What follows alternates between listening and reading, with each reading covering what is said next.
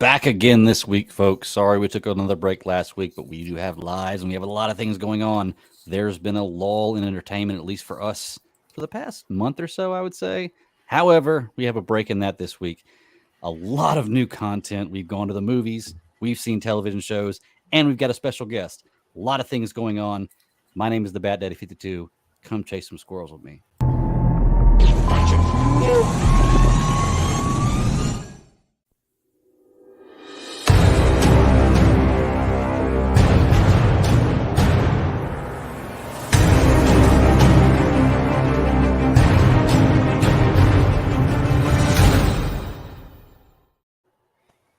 Welcome back, everybody. This is Mark 183 of Geeks Chasing Squirrels Across the Multiverse. My name is Greg. I am the Bat Daddy 52.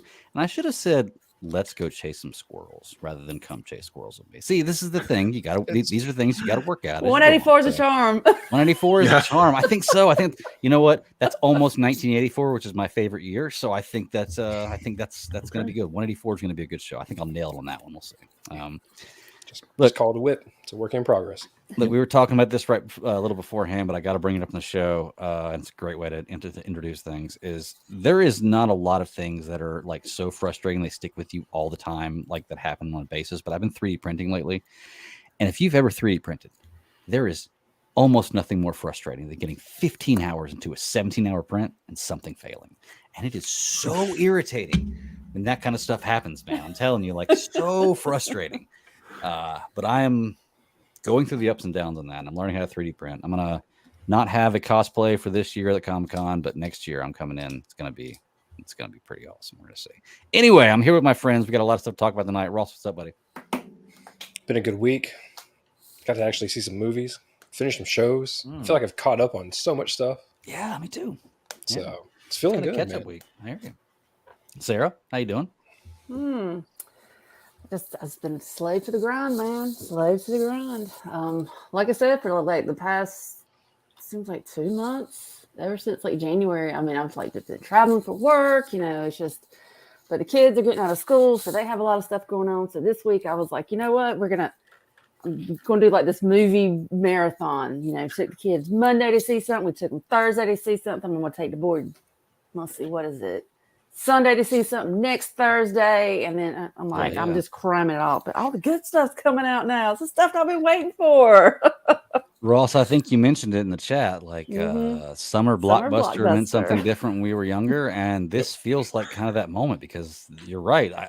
I was going to wait until the Flash to go back to theaters, but my daughters thought otherwise, and there's some things come out, and there's a lot of really good stuff coming out in theaters for this opening of this summer. So. We're going to get into all that tonight. But before we do that, we have a special guest tonight from Foreign Press Comics, Kylar Merrell. Yes, sir. How you doing, buddy? I'm doing pretty good. How y'all doing? Doing fantastic. We are here tonight to discuss your work. We're going to talk mainly One Piece, but we can introduce anything else you want to right here. And we're going to talk about your Comics from the Kitchen, which is a very, very interesting comic book. So what I generally do as soon as I get somebody on here to get the things going, and Ross, thank you very much for having me pre-warn him on this, because I asked for an elevator pitch about the comic. So go ahead and give me an elevator pitch to enter the comic, and then we'll dive into what we've read and what we saw. I'll scroll things through the screen, and we'll talk about it. All right. Comics from the Kitchen. It is a combination cookbook and comic anthology. It's 20 stories, all about food in some way. Some of them are very personal, heartfelt stories. Some of them are weird post-apocalyptic Mad Max stories. But either way, they're all about food. And paired with each story is a recipe. So if there's a story about banana bread, you're going to get the recipe for that banana bread. If there's a recipe with someone's dad's meatball recipe, you're going to get the recipe for their dad's meatballs. You're going to get, for every story, you get a recipe to go with it. And I think that it elevates the story because you get to actually be a part of that memory. And that story also makes, like, when you eat the food, you're like, oh, this is like, I know where this came from. I get why they did this. And so it's just like this great mesh of food and comics in one place. Sounds good. Two things I love very, very much. Exactly. We all love that. So yeah. Who doesn't like food?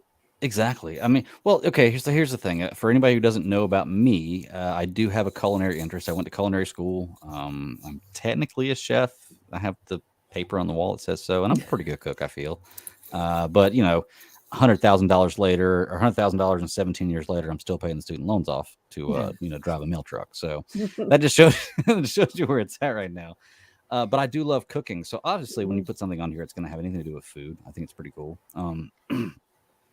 When I first initially saw this, one of the first things that I associate with my mind is a book that I have. It's called Cookies of Wookiees.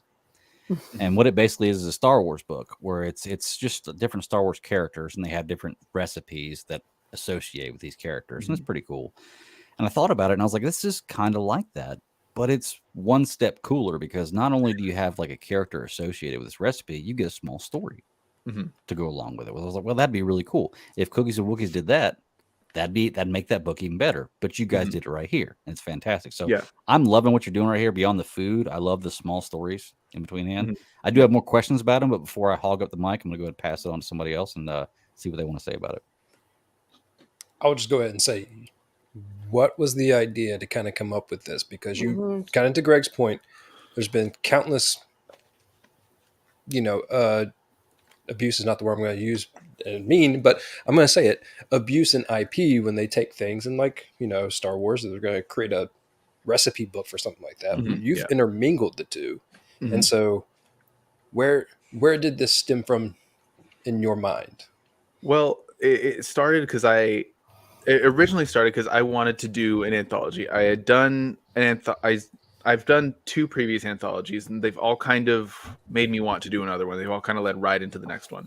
And so I knew I wanted to do an anthology, and then somewhere I saw, it's something, obviously I'd seen before, but it hit me at the time when I was trying to figure out that anthology was, do what you love.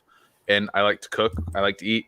And so I was like, okay, let's do something about food. And then I just tried to think of, okay, what have I not seen before? And I hadn't seen something that was like this, that was combining the food and the comics the same way. Like I'd seen cookbooks that were like illustrated. Like I have one over there that's Let's Make Dumplings, and it's all just like a different dumpling recipes, but it's just like illustrated in a comic style, and so it's a different format. But like I'd never seen anything that was the comics and the recipes equally. And like I said, kind of in my elevator pitch, like they just, and it's kind of something that's happened as it's gone, but I can't say it wasn't part of the pitch, was that the stories build the recipes and the recipes build the stories, and they work well together. Because our original prompt for when we asked for submissions was we all have food memories that are commonly associated, that we really associate with food. And so what are some of those memories? And so that's kind of where we got the process started. That's where I have a story in here that I got started the same way.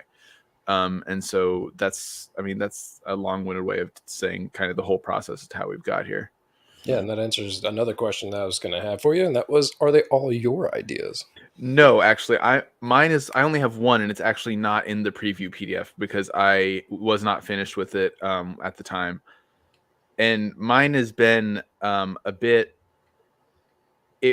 I started mine back a while ago, but recently, just mine's about my grandfather, and then so it just brought up a lot of things and a lot of emotions and things like that for me, because he didn't pass that long ago, and so it was just a lot to deal with, and it was really cathartic and it was a really good experience. But that's the only thing that I did. Everything else is just all other people. And so it's been a really great chance to meet other people and to see their stories and see their recipes and things like that. Right. Yeah. So when people submit these stories to you, are they submit the story and the recipe, or do they sometimes submit a recipe and you create a story, or vice versa? This is a story from my life reflecting this recipe? Well, like I said, the recipe, the original prompt was, we just said, okay, we all have food memories. Do you have a story to go with that? Tell me what it is. And so I just let people submit, and all they had to do was submit a pitch. This is the basic idea of what my story is going to be about. This is the dish that the recipe is going to be for. I didn't actually want any of the recipes. I didn't want to see any of the actual comic, but I wanted to see some art samples and things like that. And then I just kind of went through all my submissions. First, I looked at the people and was like, okay, are these people people that I want to work with, people that I think are going to be good collaborators? if they were good, if I thought they'd be good collaborators. That was pretty much it. That's pretty much my only criteria for this thing, was just to is if they could work together. I wasn't too picky about the artwork or the style or what food it was. I pretty much just let whoever tell a story. And then I made sure to make sure there weren't any repeats or anything like that. But luckily I don't think I had that problem at all. But it was mostly just all these stories and recipes all come from other people except for the one. I didn't do any of it besides. And then the only other thing I did is on the recipe pages, I formatted the recipe pages, and the little doodles in the background, I did those too. But that's the only other thing I did. So the artwork and everything is completely submitted by somebody else. Yes. Yeah. Okay. All by different people. Wow. So this is a culmination of a bunch of different stories. Wow, exactly. Okay. Yeah. I did notice that you have not only a bunch of your own work, but do you also do a podcast? Yeah. For comics. Yes. And so, I mean, you're knee deep in the community, if not higher. But it's awesome to create something like this to bring all that together for people. Mm-hmm.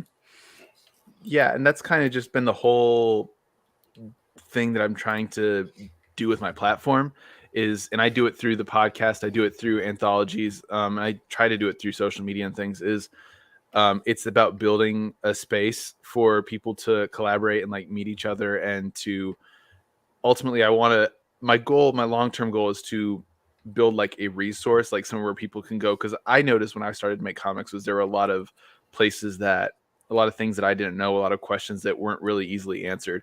And so I'm trying to kind of build that space for other people through what I'm doing with these. And the anthologies are a great way to do it, because I meet all these new people. I also meet new people through the podcast, and then I get to build a relationship with them, become a friend. I have people I can invite to do other projects with me, or I can just do open submissions like this and meet brand new people. The one we're looking at right here, I've worked with Dave before. It's Dave Hingley. He worked with me on my 2 previous anthologies. But then there's other people who I'd met but had never worked with, like Dan Mambiella. And then there's also people who I had never heard of. And now I love their work. She's the first one in the $100 Pizza Slice, the very first story in the anthology, Sophia Hickerson. Yeah. She just graduated, I think, from SCAD. I think she is some art program. I want to say it was one of the big ones, but either way. So my point is, I'm meeting people, I'm working with old people, I'm all in between, and it's just a great opportunity. Yeah, that's awesome. Yeah, networking is definitely the best option in something like this. So, Sarah, did you have anything you wanted to ask? I just think it's an interesting concept. I mean, you have all these different little vignettes, and then, like I said, you're tying it together with recipes. That's a really great interactive tool for this. And of course, I myself, we're a family of 4, but I eat like a family of 4. So anytime I'm always looking for a good recipe. So this is a really an awesome way you've kind of put things together and interwoven it. So it's really, like I said, it's really interactive. I appreciate that. I think it's just one of the things I do like is that it's not just the food is all for one type of thing. It's all sorts of different, not genres. There's different cultures, different. We have breakfasts, and then we have just some sides, and then we might have desserts, and then we have all sorts of different things. It's not like anything. It's not like this is we only are going to do this if you have a cake recipe, or only if it's, which that would be cool, that would work too. But I just like the idea of being able to bring in all these different you did bring these different flavors. Exactly, there you go. Different flavors. There you go. Book of everything. Yep.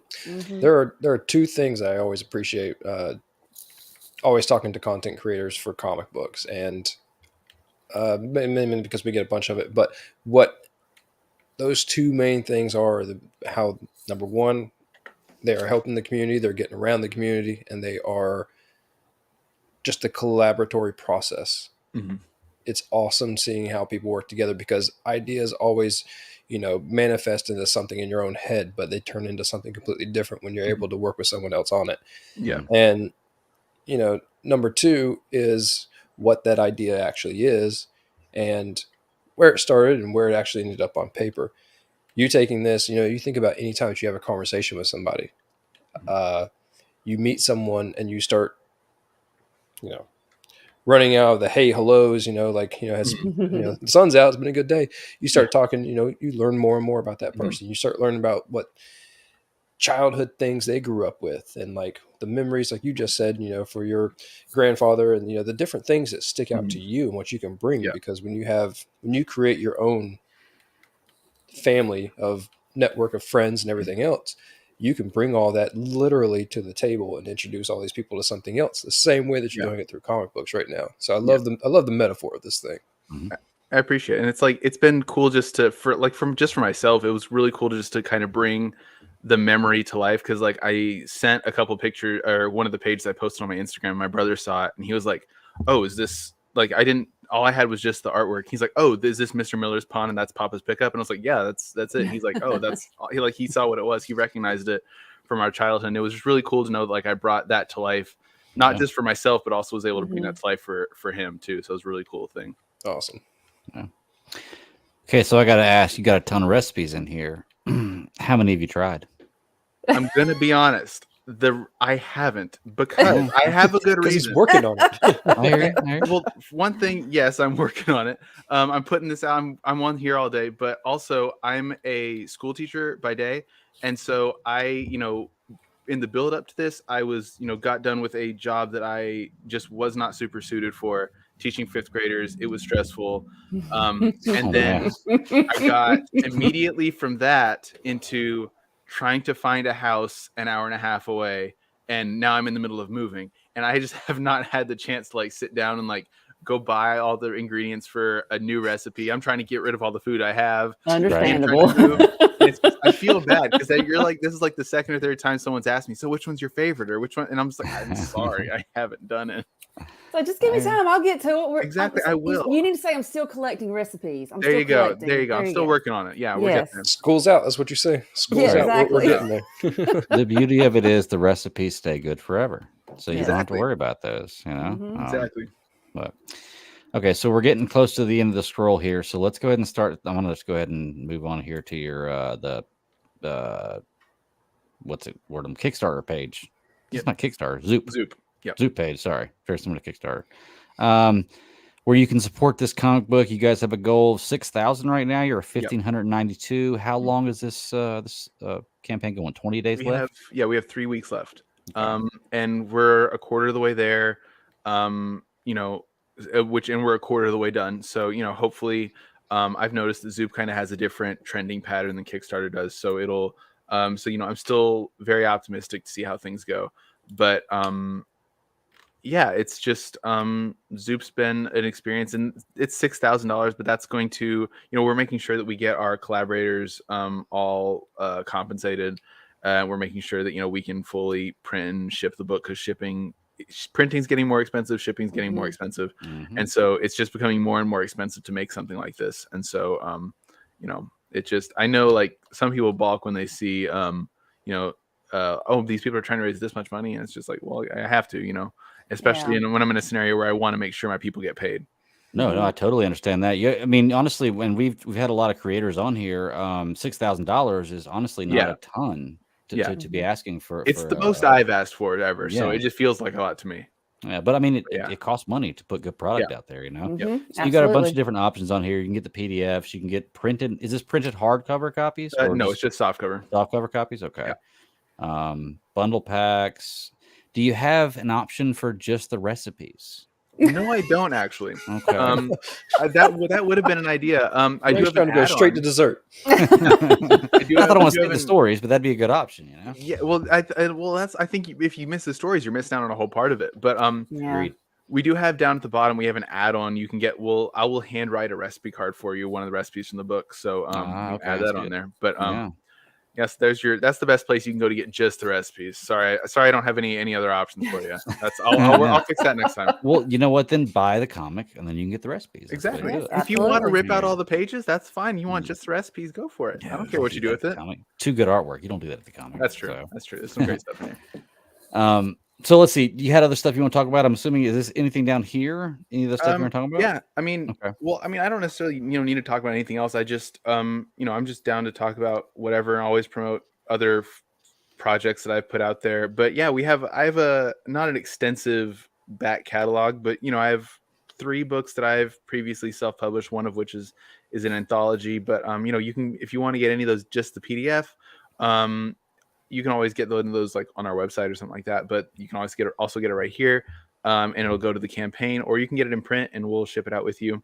The only thing I didn't create on there was Sleep Sister Sleep. Those last 2, those were by a South African creator, Ian Vanderwalt. But yes, that's just me kind of building out my portfolio and trying to clear out some of my back catalog that I got sitting around the house. So makes sense. So you got a video here too. Y'all want to check this out? If you want to, the first half is just me talking. So Let's see. You can take a break from it right now. Okay, yeah. Peace out. Hi, I'm Kylar Merrell, founder of Foreign Press Comics. There you go. Comics from the Kitchen. This project started as my attempt to combine my 2 loves, comics and food. I knew I'd seen illustrated cookbooks and I'd seen food-themed anthologies, and so this is the best of both of those. This is 19 stories from diverse creators. This is your elevator pitch. With Yeah, I was stories gonna say, if you range can't tell, from I kind of got it down now. silly, serious, and thought-provoking, all while being incredibly heartfelt. It features 19 stories, all about food and the memories that It they has bring more up. stories now, by the way. Yeah. One more question. And alongside each story is a recipe for that food. And so you get to not only read great comics, but you also get to cook 19 great dishes alongside us and be a part of this process and share in the memories that these foods bring out of us. So thank you for supporting Comics from the Kitchen. And now, please enjoy this video.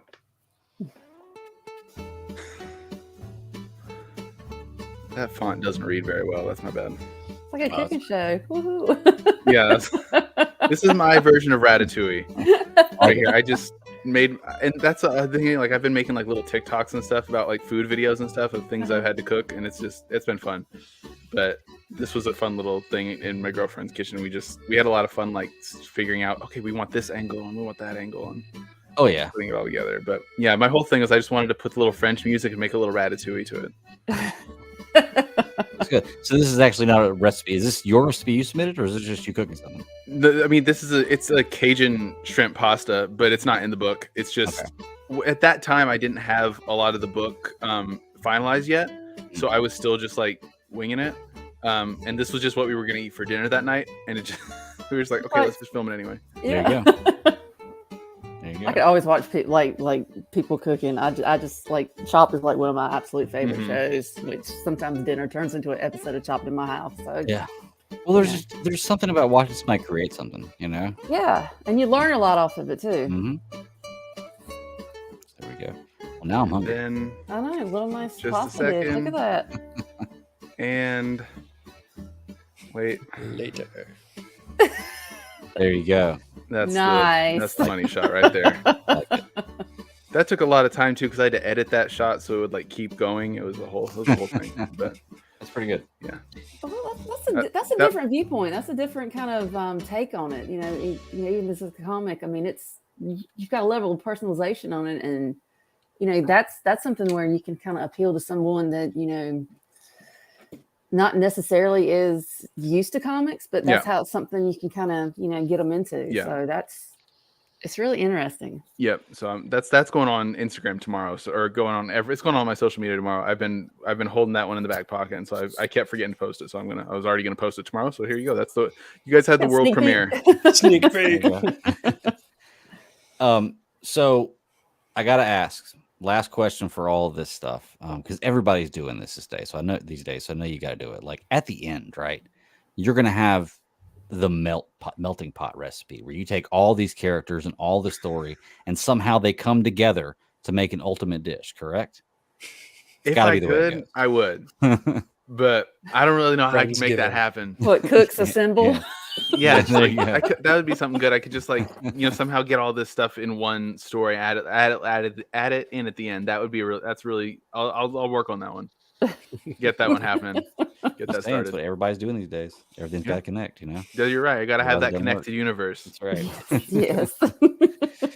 No, but I'm out of questions, man. I really do like what you got here. I want to try some of these recipes. This $100 slice of pizza sounds pretty good. I'm a big pizza guy. So, you know, I'm always down to try to cook some pizza. Yeah. Whole lot of really cool recipes in here. Recommend checking it out. I'll put all the information to check it out in the show notes. Ross, Sarah, do y'all have any other questions you want to ask before I, you know, just walk out? I don't want to walk out of this conversation without asking you if you have something you want to say. No, I'm just saying that this. I might have to add that book to my collection, not just for the comic aspect, but you know, I'm sucker for a good dessert. Yeah, there you go. Everybody needs a comic in the kitchen. Exactly. Yeah, Makes your house absolutely entertaining while you're Comic in the cooking. kitchen. Absolutely.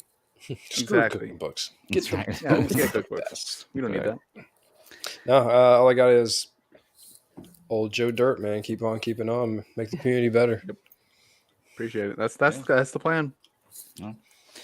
Well, Kyler, I do appreciate it, man. We really do like your work. Like I said, I'll put all the information in the chat room in the show notes so people can find your work. Go ahead and donate, like, subscribe to all this good stuff. I'm sure he's gonna have a lot of stuff. I can't really.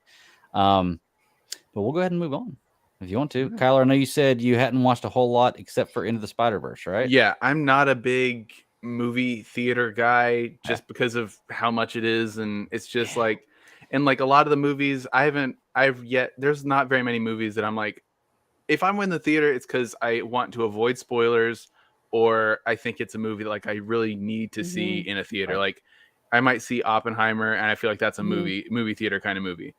Same with Dune, which I didn't get to watch in theaters because COVID, but that felt like a movie theater type. Like I went and bought a bigger TV, which I needed a bigger TV anyway, but I bought that and I was like, I'm gonna watch Dune on that.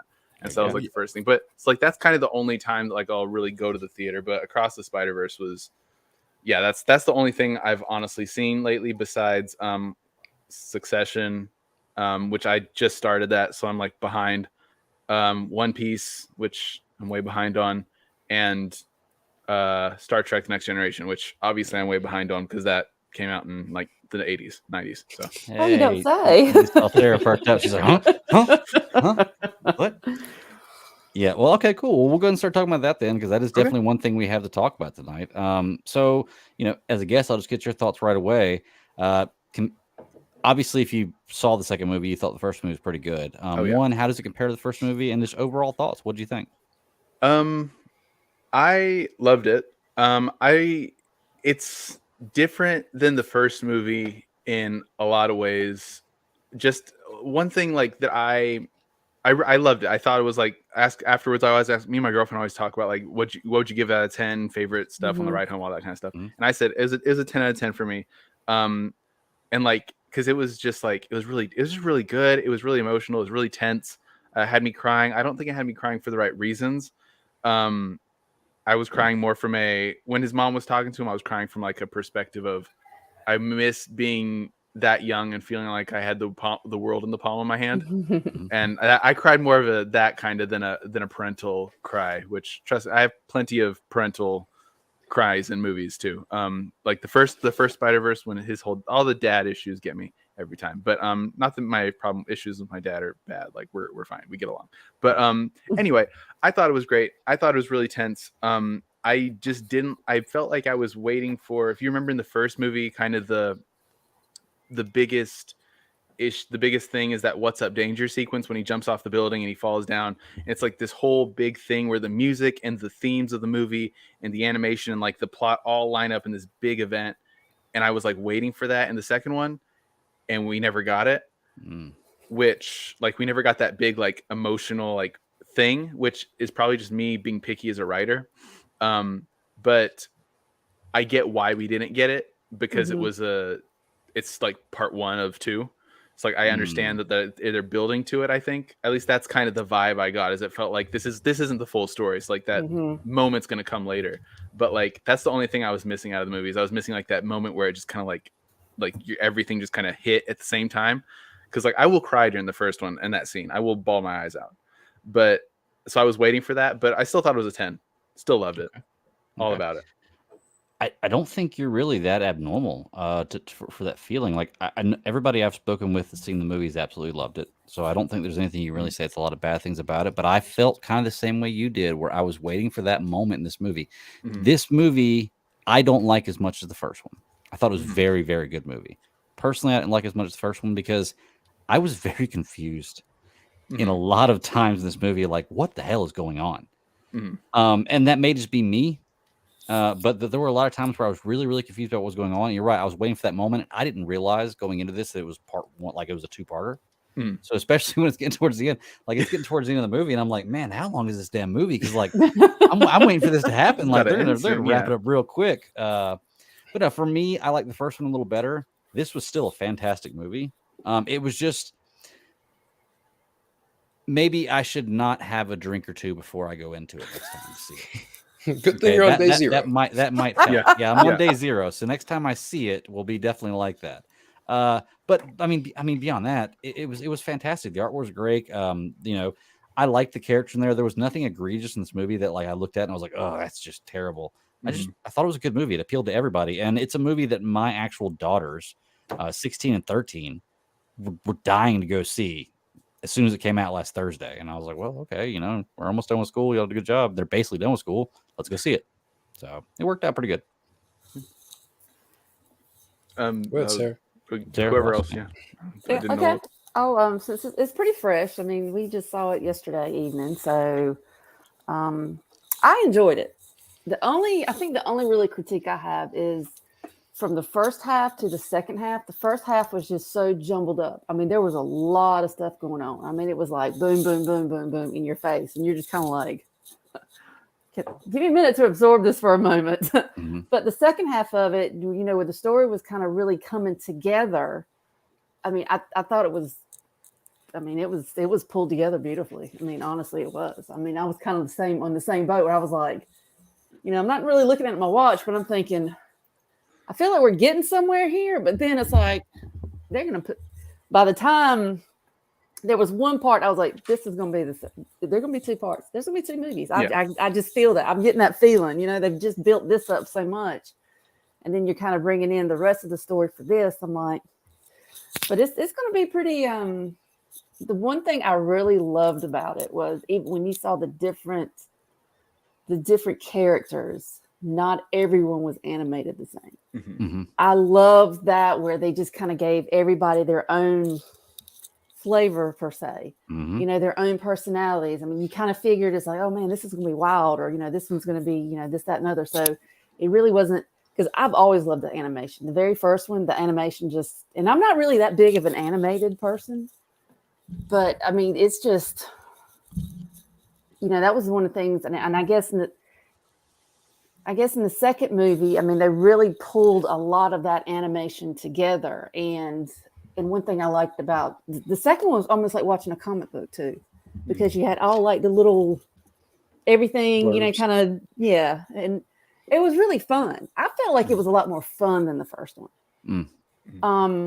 But I mean, both of them, I mean, because it's really hard to have, when you have the first one comes out of the gate so strong, and good Lord, if I hear Sunflower one more time, oh, seriously. So, but no, it's still a cool song. But, it was, I'm kind of glad it was a little bit different. It wasn't kind of like the same formula. So it kind of, did give a little fresh take on it. So, I mean, I feel like you could watch this movie unto itself if you even hadn't seen the first one. Yeah. So, I mean, it's, I don't know. It was just a fun film. It was really cool. I mean, as far as the parental parts, I mean, I didn't really get choked up as much, but I did kind of look at my son a couple of times being like, I'm not the only one, see? Yeah. And he just kind of looked at me like, I know, Mom, I know. Movies teach us things. Yeah. Yes. I'm like, see, I'm not the only one, Right. But yeah, it was really a fun watch. It was, I enjoyed it more than I thought I would, to be honest with you. Ross, let me get your thoughts, and I have a couple things to say after that. Go ahead. I'm deeply saddened because I told both of you that there were going to be 3 movies 3 different times on this show. You know how to listen to you, and I got a goldfish memory, man. Come on, dude. You don't remember any one of them.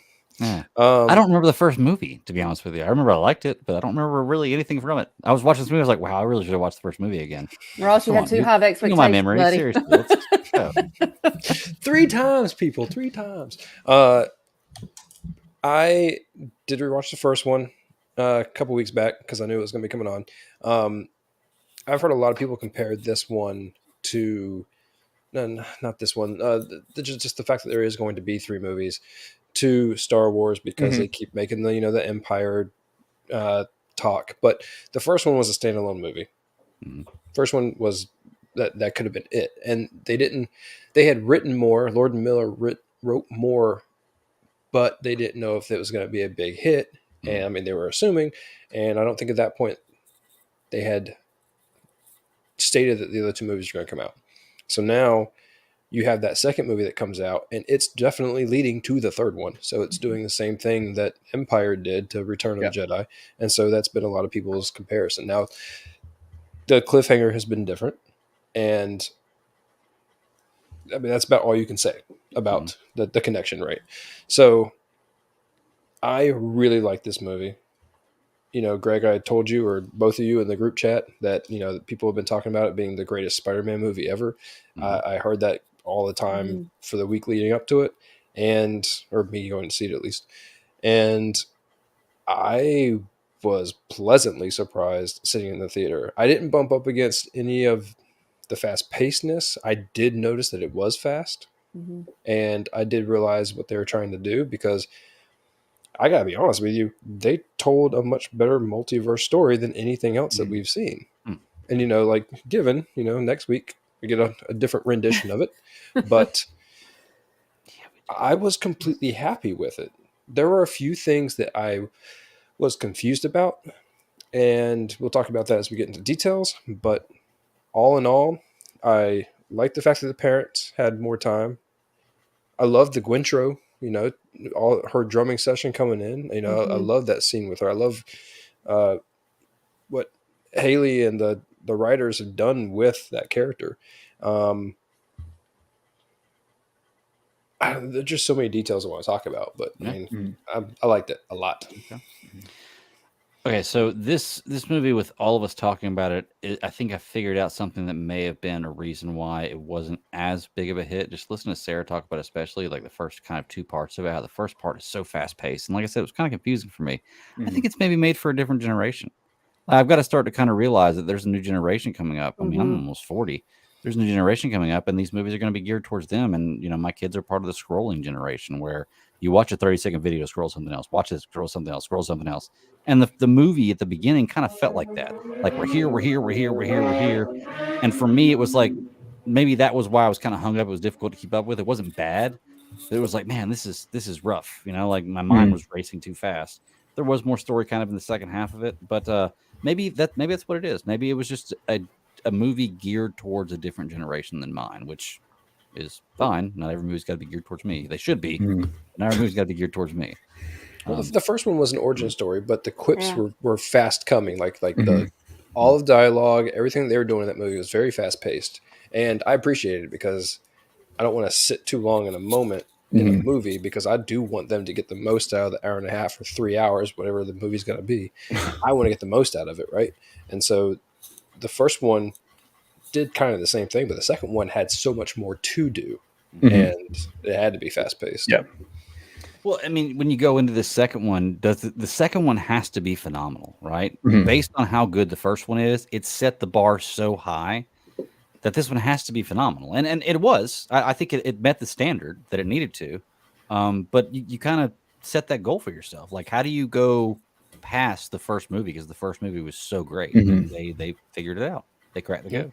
They just had so many like visual explosions. I think that's what it was. It was just like throwing stuff, and you're just like, whoa, hold on a second. Let me kind of absorb this for just a minute before you get bombarded with all this other. But I mean, it was like I don't know, it's like being on a ride. You're just like, there you go. You're like really like, from the very the beginning, you're just like so overwhelmed and ensconced in it. You're just like, wow, what's going to happen now? This is, you're just like looking at, it's like you're not really looking at one spot of the screen. It's like you're looking at everything. You're like, what? I don't know. It's pretty wild. And then, like I said, maybe that's why it was kind of nice to kind of tone it down just a little towards the end to get more of that story to build up for your, for your third one. So Well, I think that's why the music was dialed back a little bit to, you know, to give your senses a little bit of a break. You know, it was so big in the first one, but you know, this one definitely had music. I mean, it definitely was good. But I mean, the soundtrack for the first one was like, it's instantly memorable for anyone that's seen it. So, and like, I don't know, well, about the pacing, like it's just the first, or not the first one. In this one, like the first half was so fast. I didn't really notice the first half being fast as much as I noticed like the last 20 to 30 minutes just being slow as all get out. Like, but I think it's just because we came from that first 2 hours, however long that was just nonstop tense action of him trying to escape, especially after that sequence where he's, you know, running away for so long. And then that last, I mean, how spoiler am I allowed to get right here? As spoilers you want to. Okay. Yeah. Well, right at the end, Joe. after he gets, you know, transported to the other Earth, like from that point until the very end of the movie, just it almost felt like it dragged. I don't think it really did. I just think it felt like it did because the first half was just so much, so fast. And then at the end, we were left to like kind of sit with it and like figure out what was happening. And that's the point where like my girlfriend turned to me, she's like, I'm confused. And I was just like, I am a little bit too. And it's like, it's okay. We all are. Exactly. And I was just waiting. It came together and I was like, oh, okay, I get it. And all kind of lined up for me. But like, it just that sudden change of pace, which I imagine it kind of did what they wanted it to, because it was a different kind of tense, right? You know, because the first half doesn't give you resolution. That's the thing. Like it doesn't give you that. That's what everyone wants after the climax of the stories. You know, what happens afterwards. And so knowing that there was a third movie, I knew that we weren't going to get resolution. Yeah. I knew that there was going to be another needle drop, or, you know, or something that was going to happen. And so very, very much to your point, like exactly what you have described and the way that you've talked about your viewing has been all over the place. Yeah. I've heard people say that their theaters have completely just groaned at the end of this. Like, what? You know, what? Ah. And I could only imagine, like, there was no one there when I was there. And so I guess that's because, you know, next door was the opening to Transformers, and apparently that theater was packed. So here I am, like, with no one in this theater. I'm just sitting there watching it. It was a fairly early showing, and so I was sitting there the whole time just eating it up. But once again, like, I knew that they couldn't just leave you in a happy place. They had to leave you in an awkward state. So, well, just one thing I did like, because you were talking about how earlier how everybody's comparing it to Empire, and like I did the same thing when I first walked out. But like I do like that this left on, it felt like a more hopeful end. It's still left on a kind of a hopeful note with like the way he's, you know, he kind of touches the chain at the end, and you know something's going to happen, and Gwen's doing her whole thing. And I like that it wasn't just left in a complete, just like, you know, because it could have cut off after the Prowler reveal, but it didn't. And it left like a moment to like give a little bit of like of upbeatness, a little bit of like a note of positivity at the end, which I liked. I thought that was a good way to end it. And let's be fair too. Like when we're talking about everybody always compares a great trilogy to start the original OG Star Wars because they're perfect. It's the perfect story frame. That's why, because it's the perfect story model you can go after, and it just works. You know, like so it's so funny when I hear people say that. Like for me, it feels like it's a compliment to be compared to Empire. Cody asked what we're talking about. We're talking about Across the Spider-Verse right now, the new Spider-Man movie. Did y'all have any specifics y'all wanted to mention? Oh, very much. I mean, let's dive into it. Like, you could talk about Cameo City in this thing. Oh, yeah, right? absolutely. I mean, it was up to your eyeballs. There's so much stuff that you're not even going to notice until you get a chance to like sit there and pause it. But it, you know, I'm an enormous Scarlet Spider fan. To have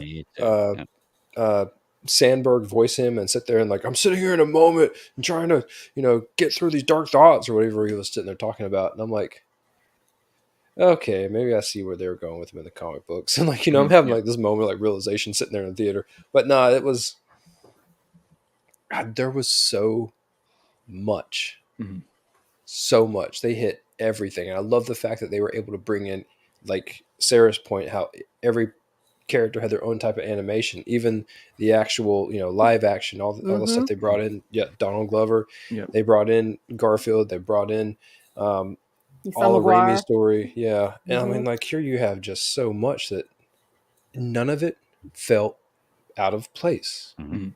It's almost like, because it was so crazy and they did this through animation, none of it felt out of place. Mm-hmm. It didn't feel weird. There are a few movies that can really nail that in. They did a really good job with that. One of the details I really liked as a comic book nerd was like the fact that they all had their own art styles, but they were all also very like Scarlet Spider had that very like he talked about his defined musculature at one point, and but even the shading on him was still done in that same way. On Miguel, it was done, and that you could tell from the way it looked like the same inking that was done on Spider-Man 2099 back when Leonardo did it. And then with Gwen too, her whole Earth had the vertical watercolor type in the same color palette, and even coming off of like her whole body, there was that same vibe. And like just everything was. It was also like and that wasn't something that like if you didn't know that, it's fine. Like it just looks like a different animation style for each person. Each person has their own unique thing.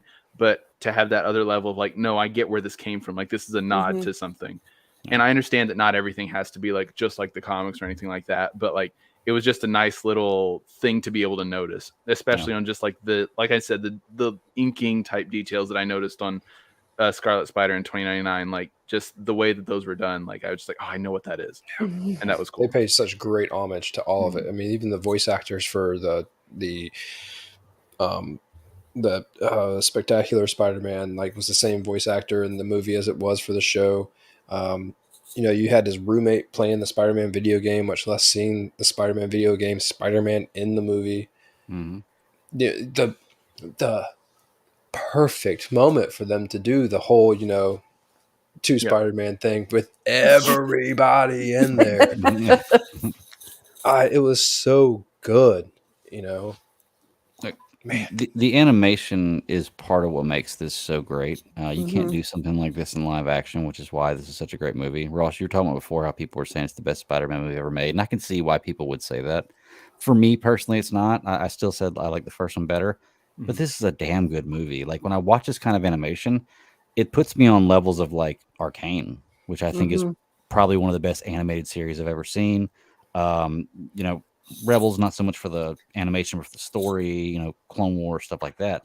But like it's really top notch animation on top of the story. So even if you have quarrels with anything going on, it makes up for it. Like you could watch this movie and not hear it, and just get a spectacular viewing of stuff going on. Like just beautiful artwork in front of your face. They patented this style. And so, that this is their creation, and it's a wonderful thing. The biggest screw up that I had was it was a time thing, and I wish that I would have saw this movie in 3D, and I didn't, because that whole Gwintro right off the beginning with the watercolors and her world, like you were saying, Kylar, it needed to be in 3D in my opinion, just because of what I was seeing. But when I remember when the first one came out, I did the same thing, had a big TV, excellent sound system, sat there, like we immersed ourselves in it, and it was fantastic. And on the little screen, you didn't pick up on certain things that you do on the big screen, because when the first one came out, it was a Netflix only release because of COVID, I believe. Was it not? It came out in like 2018. It's all the theater. It was a while ago. Then I never saw it. I only saw it at home then. Which good, whatever. The second one, when I went to go see it in the theater, I definitely felt like it was too big for not seeing it in 3D, because there was so much that was going on that it could have worked out spectacularly in 3D. And I screwed up by not doing that. Yeah. Well, I always got the option. Buy a 3D TV, get the glasses. I have one. Okay. That doesn't date you. Yeah. Yeah, what happened to those, man? Those supposed to be like the thing of the future, and then like people bought them, and then they just stopped doing things in 3D. 3D movies were supposed to be spectacular, and they sucked for a while until like Avatar came out. I still haven't watched that yet. I need to watch the new Avatar movie.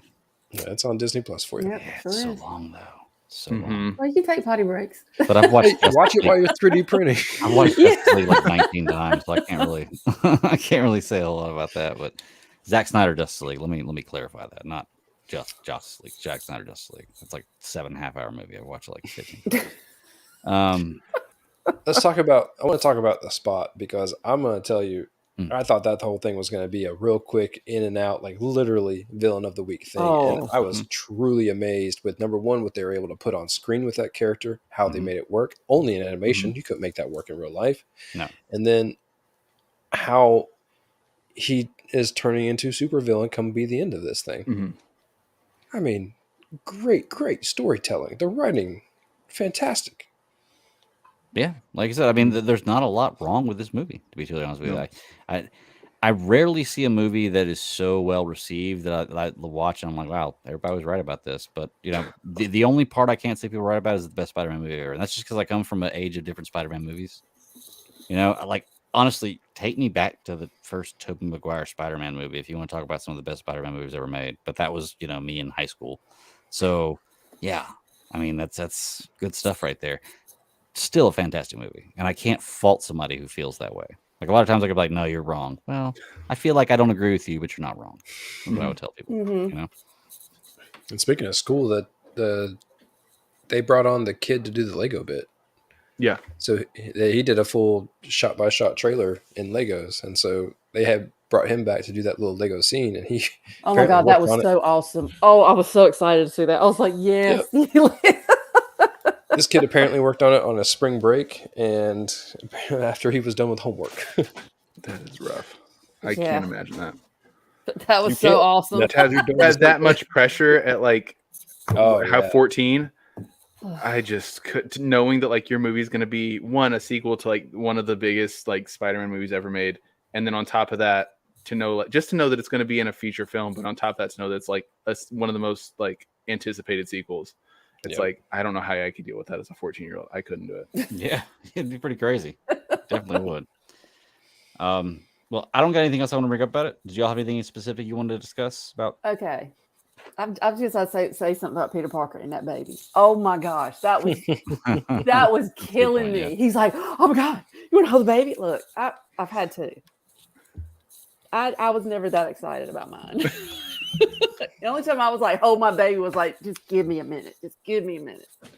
But then to find out why he was so excited about it and that kind of thing, it was just, that was kind of like a little tearjerker moment because I'm just like, wow, man, he's like really, Miles got grounded. I mean, I don't want to say like figuratively and actually, he got grounded a few times. I mean, it was kind of like, you know, it's especially the whole story about, you know, how he wasn't really supposed to be. But yet, even though he is, look how many people he's impacted. Mm-hmm. You know, even whether they're other spider folk, you know, whether it's Gwen, whether it's, you know, Peter Parker, or, you know, just, it's like, it's really interesting because Miguel that was one character. I was just like, are you good? Are you bad? Are we kind of like an anti-hero here? You know what? So I was really glad that they really kind of gave the background and they really like pulled everything together of you had to have that canon moment. Because honestly, in every Spider-Verse, for every Spider-Man story, you have that one pivotal moment that kind of, you know, with great power comes great responsibility, you know, something along those lines. So that was really interesting to see how that was tied all together with everyone else. And especially with, you know, Gwen saying how whoever she kind of, you know, ends up with or whatever, it never ends well. Mm-hmm. You know, so it was like a lot of these relationship wise and just Miles is just, it's like he wants to grow up, but yet his mom, she realizes, I need you need to grow up, but yet you still need to, like, you know, protect that boy. Right. And I think every kid should, you know, be like that. That's why I'm looking at my son like, I'm not crazy. You know, it's just like, I'm not trying to baby you. It's like, I just want you to have that childlike essence still within you growing up. So like, don't grow up too fast. Mm-hmm. So, I mean, that was another part of that movie that because Yeah, it's like now I kind of want to go back and see it in 3D. Maybe the boy and I, maybe we can go back and do that at some point. You bring Probably up worth it. two really good points. The first one being that with every version of Spider-Man, they all end up learning that one thing where they have to essentially create their own world away from people, the ones that they love, because in order to protect them, they got to do their own thing, and they always have to do what's right. And I think that Miguel was trying to do that just to like he was on a level 10 of severity and like not giving a shit and lacking empathy in what he was trying to do. Mm-hmm. So the opposite side was Miles. I mean, like Miles ran towards trying to save people because he did the exact opposite what like all of the Peter Parkers do or all of the Spider-Man do. And that's because he hadn't had that moment. So it's, are you telling him it's Greg's favorite time travel paradox thing. It's like now that he knows, he's trying to go back and do something to prevent it before it happens. And so he's doing the exact opposite of every other Spider-Man or woman. And he's trying to get involved rather than doing what is right and letting the moment happen or, letting anything happen. So that's a real, I guess, I don't know, just back and forth. I guess it's a tug of war between him and the other Spider-Man. And the other thing that I wanted to talk about was, oh man, you mentioned it now. I talked too long about that one. I forgot. I'll come back to it because someone will mention it. Oh, it's the universe thing. It's the universe. It's because the way that they were talking about Miles and how he's not supposed to exist. Mm-hmm. I'm like, I rewatched the first one. And in the first one, yeah, his Earth 1610 Spider-Man dies. Mm-hmm. But is it because he got involved, or was he gonna like die anyway? I know that he's not supposed to die. Spider-Man's never supposed to die, but it sure didn't seem like in the movie that it was his fault, other than he was just there. Yeah, I think so that's what I think that's what this one was implying, is that because he was just there. But like I mean, like I don't think I'm like breaking any barriers here when I say like I think that's kind of going to be the thing leading into the third one is it doesn't matter whether you were that, whether no one's to tell who what you're supposed to do, and you have to make your own thing. And I think that's I'm not like breaking the mold there by saying that it's not original, but I think that's where they're headed. But I think that was the implication, because I did the same thing. I was like, that wasn't his fault, but like they're saying that just because he was there, that's why because now the other Spider-Man was focused on saving him instead of stopping the Collider and the Kingpin and all the whatever. The other bit of that was the 42 Spider. All right, so I kind of lapsed in trying to figure and piecing all this together correctly, and that was this Spider came from Earth 42, and that is why he got essentially travel back to Earth 42. But so did the Spider come through in the first movie and just through that them having the Collider there? I mean, like, is that when it was supposed to come back? Because clearly it was glitching in the first movie, and they kept harping on that 42 Spider in the second movie, clearly for the end game. But I kind of get lost because the Spider said 42 on it. Like, is that for the audience to know, or probably right? And that's kind of what I was trying to figure out this whole time. Probably, yeah. That's why I couldn't.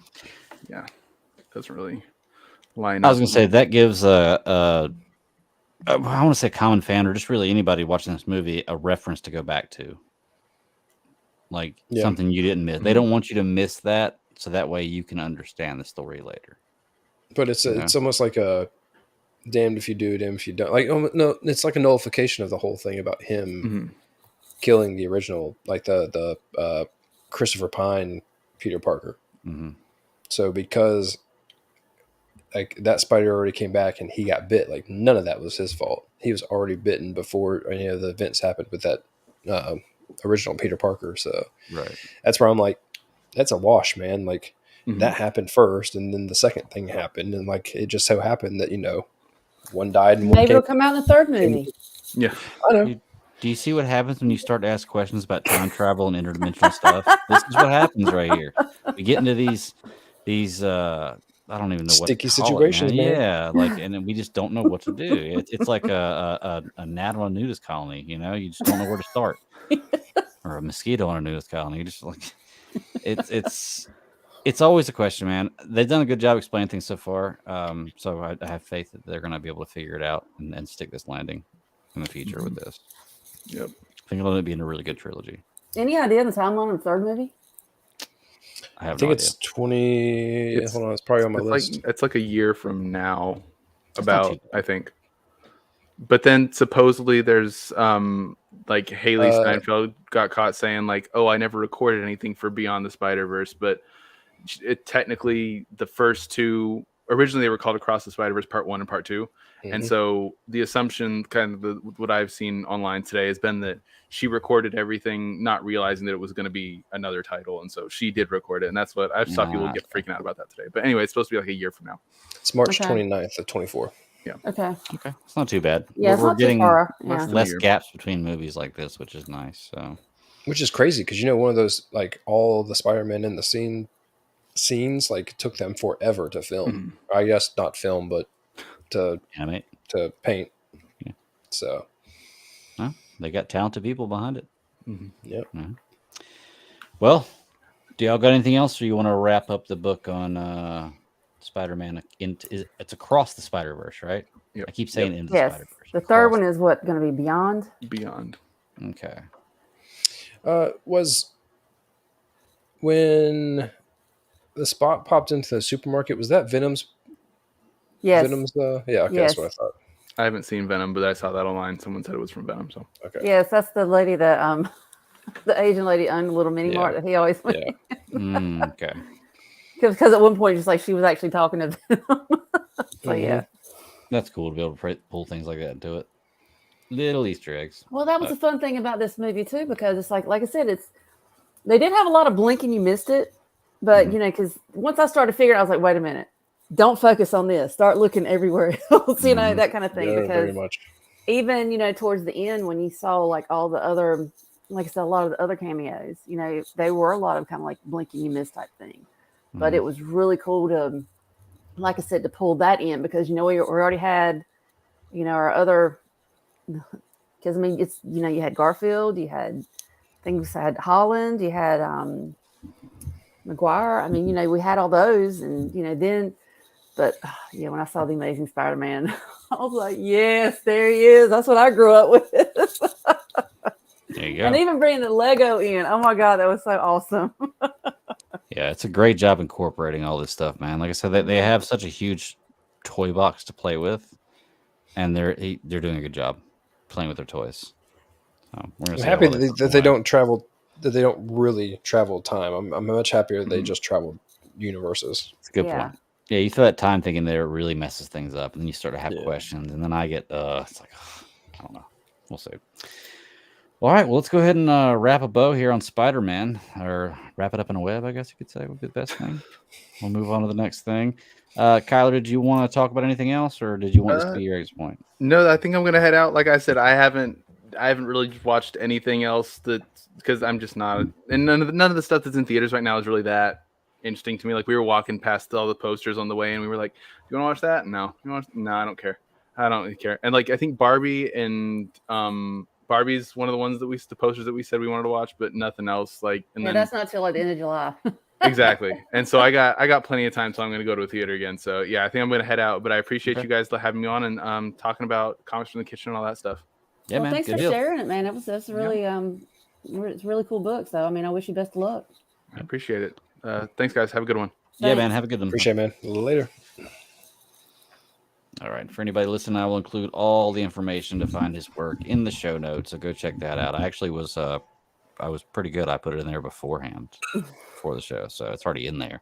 That's right. If you're watching live, you're seeing that stuff in there. So, all right, guys. So we got a lot of stuff to go into here. It's been basically 3 weeks of us not really being able to get together and do a whole lot of stuff, but we know we've watched a lot of stuff. Where do you want to start? Because I know we have one more movie both, well, at least me and Sarah have seen, right? And then Let's go beyond ahead and that, knock it's that just out. Let's go ahead and just knock Do it. that out. We Let's know knock it out. Ross ain't gonna see it. Yeah, I One got day Ross he to will. You're gonna spoil The Little Mermaid for me? Dude, if you don't know that story by now, I can't help you. All right, so we'll talk Little Mermaid. My daughter begged me to go see this movie. Begged me to go see it. And I was like, all right, cool. Little Mermaid happens to be one of my favorite Disney movies when I was younger. Has nothing to do with a redhead and seashells, but it's just one of my favorite movies growing up. This was my time type movie. So for me and my wife and both my daughters went and saw this together because my wife loves this movie too. And we even said before going in, okay, there are just a few things this movie has to hit for me to be okay with it. And I will say that this movie hit all those things. Like the criteria I went into, and I was like, okay, I've got to see this, I've got to see this, I've got to see this. It happened. They did happen to cut one of my favorite scenes out, but what they cut it out for worked. So I wasn't too upset with that. But all in all, I enjoyed The Little Mermaid a lot more than I thought it would. I'm not a huge fan of these Disney live action interpretations most of the time, but this one was pretty spot on. It was pretty much beat for beat with the original movie, at least in my opinion. Mhm. There were a few things changed, but pretty much beat for beat. Sarah, what do you think?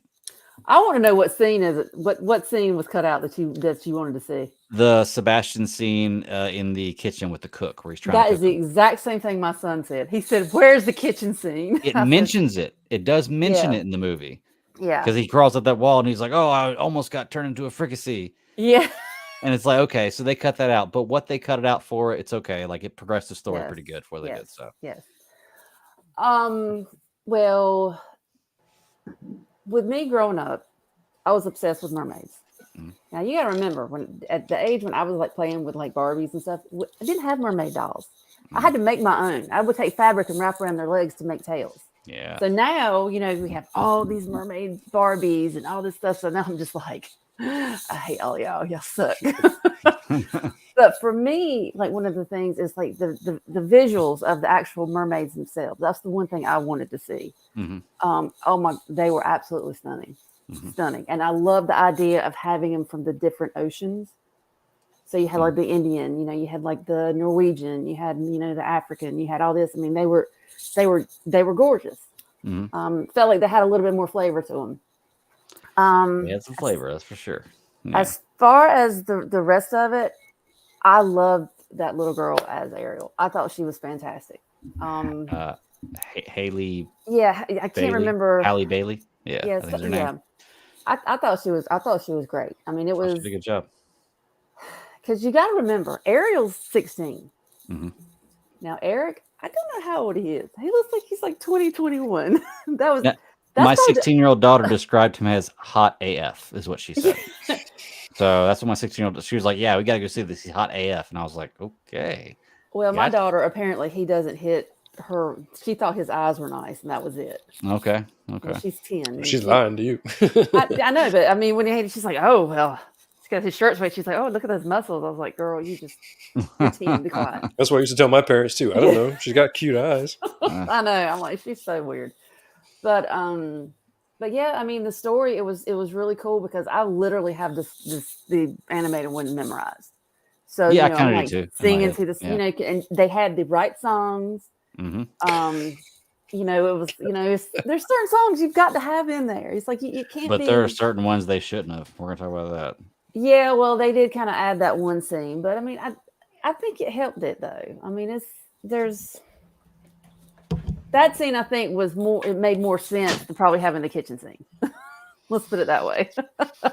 Maybe. We'll It dive into that. just kind of added a little bit to it. I mean, it was, it's live action. I mean, there's certain things. It's like my son, he was mad about, when they did the Under the Sea. He's like, "Where's the octopus on the drums?" I was like, "Dude, I can't help you with that. I don't know how they might have done that." That's Aquaman, right? Not Little Mermaid. It's Aquaman. So White Chocolate Espresso says he's a 33-year-old man. He can't go to the movie theater and ask for one Little Mermaid ticket. Yeah, you're probably right. That would look a little weird. Not gonna lie. Man, it's Day Pride Month. There are no rules. You can do whatever you want to. So I will say that one thing I did, just as an adult, I did like the fact that instead of the seashells, that all the females are just body paint on the top half now. Mm-hmm. It's kind of like almost like scales. That's you know, body that paint. kind of thing. Yeah, I was like, okay, that works for me. That's cool. Like, no problem with that. Well, they just bring the tails up higher. No. Like where they would normally have the seashells covering their breasts, they just had body paint. Like it would, like they kind were of like match scales. their tails. So it's like you would have Yeah. like the midriff, but then it would kind of come back over this to Yeah. and just kind of be like the same. It looked good. I mean, but I was wondering how they were going to do that. Okay, so for me going in, me and my wife both said, this chick has to hit part of your world. Like, that's the heart and soul of this movie, is that song. And she fucking nailed it. Like, she nailed it. Like, as soon as the song was over, me and my wife both looked at each other and was like, yep, she nailed it. Like, that was amazing. I was worried about, I wasn't worried about Melissa McCarthy playing Ursula, because I thought as far as the look goes, it was perfect. I was more worried about the songs. She had the attitude, dude. She had it. The song Poor Unfortunate Souls that Ursula does in the original movie, she did a good job. It was definitely a different rendition, but she did a good job. And she actually talked about this in an interview about how she's like, I don't sing. Like, it's not my thing. But she did a pretty good job with that. I thought her as Ursula was a really good job. I'm not going to lie. When I first saw the previews, I thought it was Batista as as the father. Like, because the guy looks like, I was like, that's Batista. Look at that. And I got in the movie theater. I was like, oh, it's not Batista. Okay. No. But yeah, I mean, all in all, I thought they did a really good job. Bardem. Yeah. I was worried about the animation going in because I'd seen pre-work stuff. I hadn't seen the final stuff. And I still stand aside. I do not like Sebastian. I think he looks stupid. He looks like Mr. Crab. He looks like Mr. Crab. Yes, exactly. He looks like Mr. Crab. Now, when I was saying this in the car, my wife and both my daughters were like, well, how do you make an animated talking crab? I said, well, that's a good point. Damn, my dog. It's how fine. do you make an animated talking crab? And it's a good point. Now, Flounder, I thought looked good. Flounder was kind of weird for me, though. I thought it looked like a fish. It looked like a talking fish. I mean, it was a fish, but I mean, it was like, I was like, maybe he could have been just a little bit bigger, or just because he's like this little teeny fish. Well, I just wonder if they. Good. I'm glad they did have the shark scene though, because I was wondering about that. That was a big scene. I'm just wondering. Well, not wondering. They did it because it looked better. Like, why, when you have the opportunity right there, you don't make Flounder an actual flounder? But then I guess when you look at an actual flounder, you wouldn't want that on screen, because they look pretty stupid. So yeah, that makes sense. Let's talk about Scuttle though. Okay. So Awkwafina plays Scuttle. I didn't mind the character that much. It wasn't my favorite, but I didn't mind the character that much.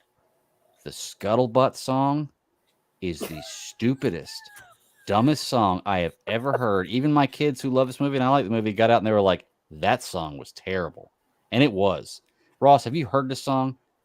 You're going to hear the song afterwards. I'm not playing on here so that way don't take us down, but we're going to play it after we get out of here. Not even play it. We're going to play the first 30 seconds. You're like, oh my God, turn this off.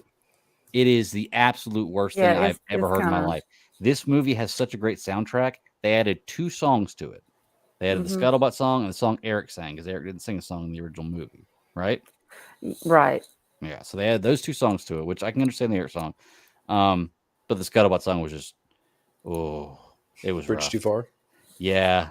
I don't know who looked at that or heard that and was like, this is good. Let's put it in here. I like this. Maybe they're trying to appeal to like the younger kids. I don't know. She's got a voice that can fill paint.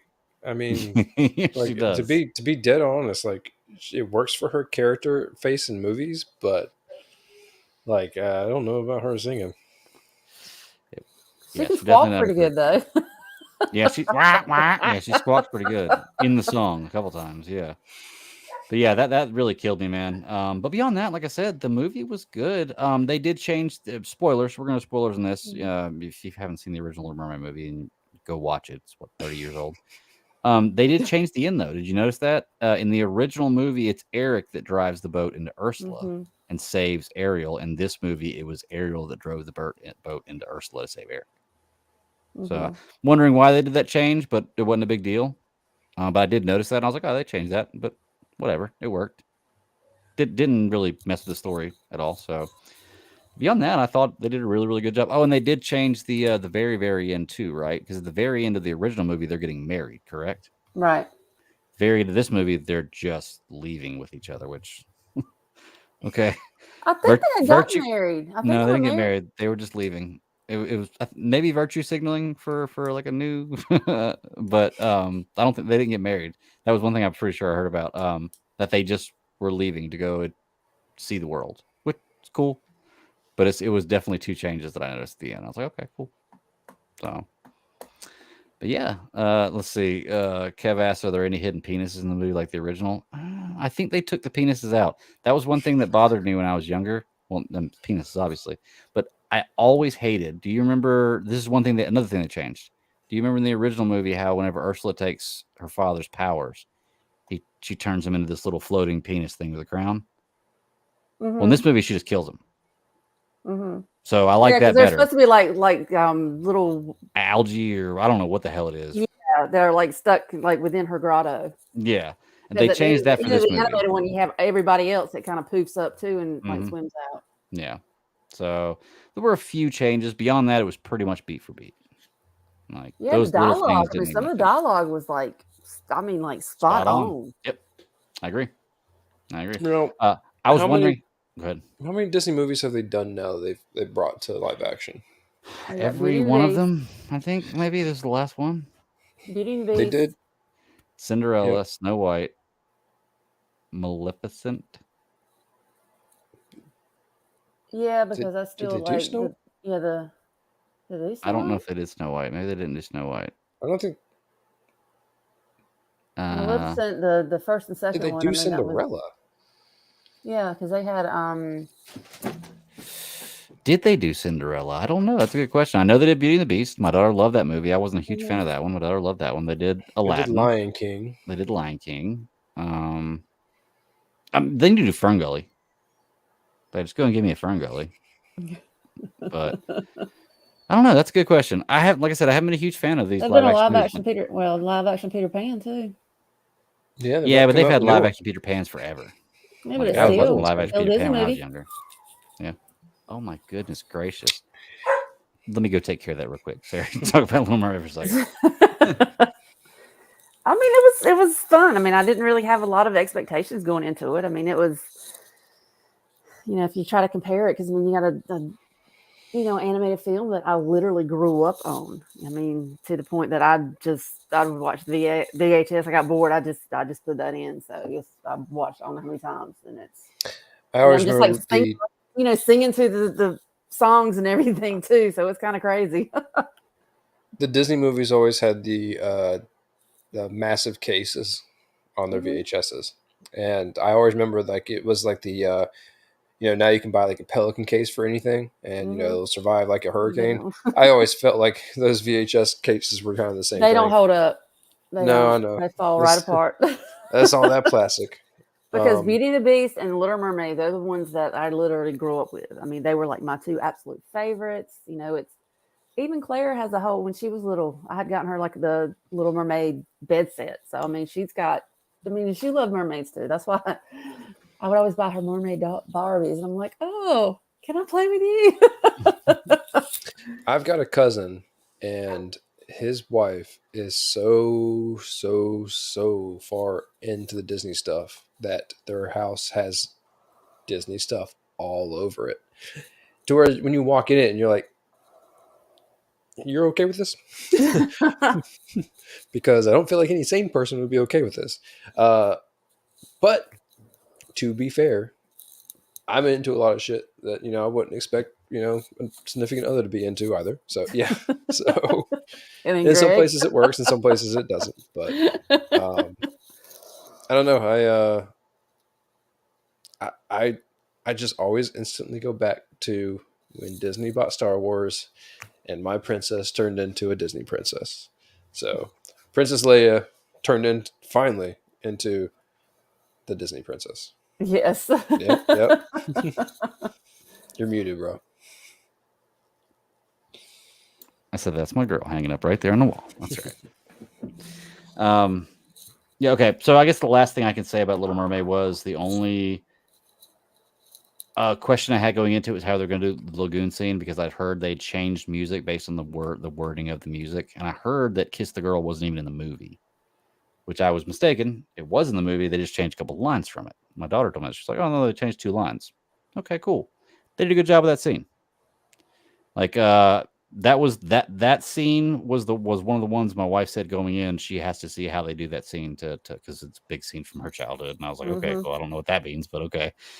Like, oh, that was a big deal. maybe for a girl, yeah. I was like, okay, I don't know what that means, but yeah, she told me, she was like, yeah, they know. The only thing they didn't really do is you didn't see the eels in this movie very much.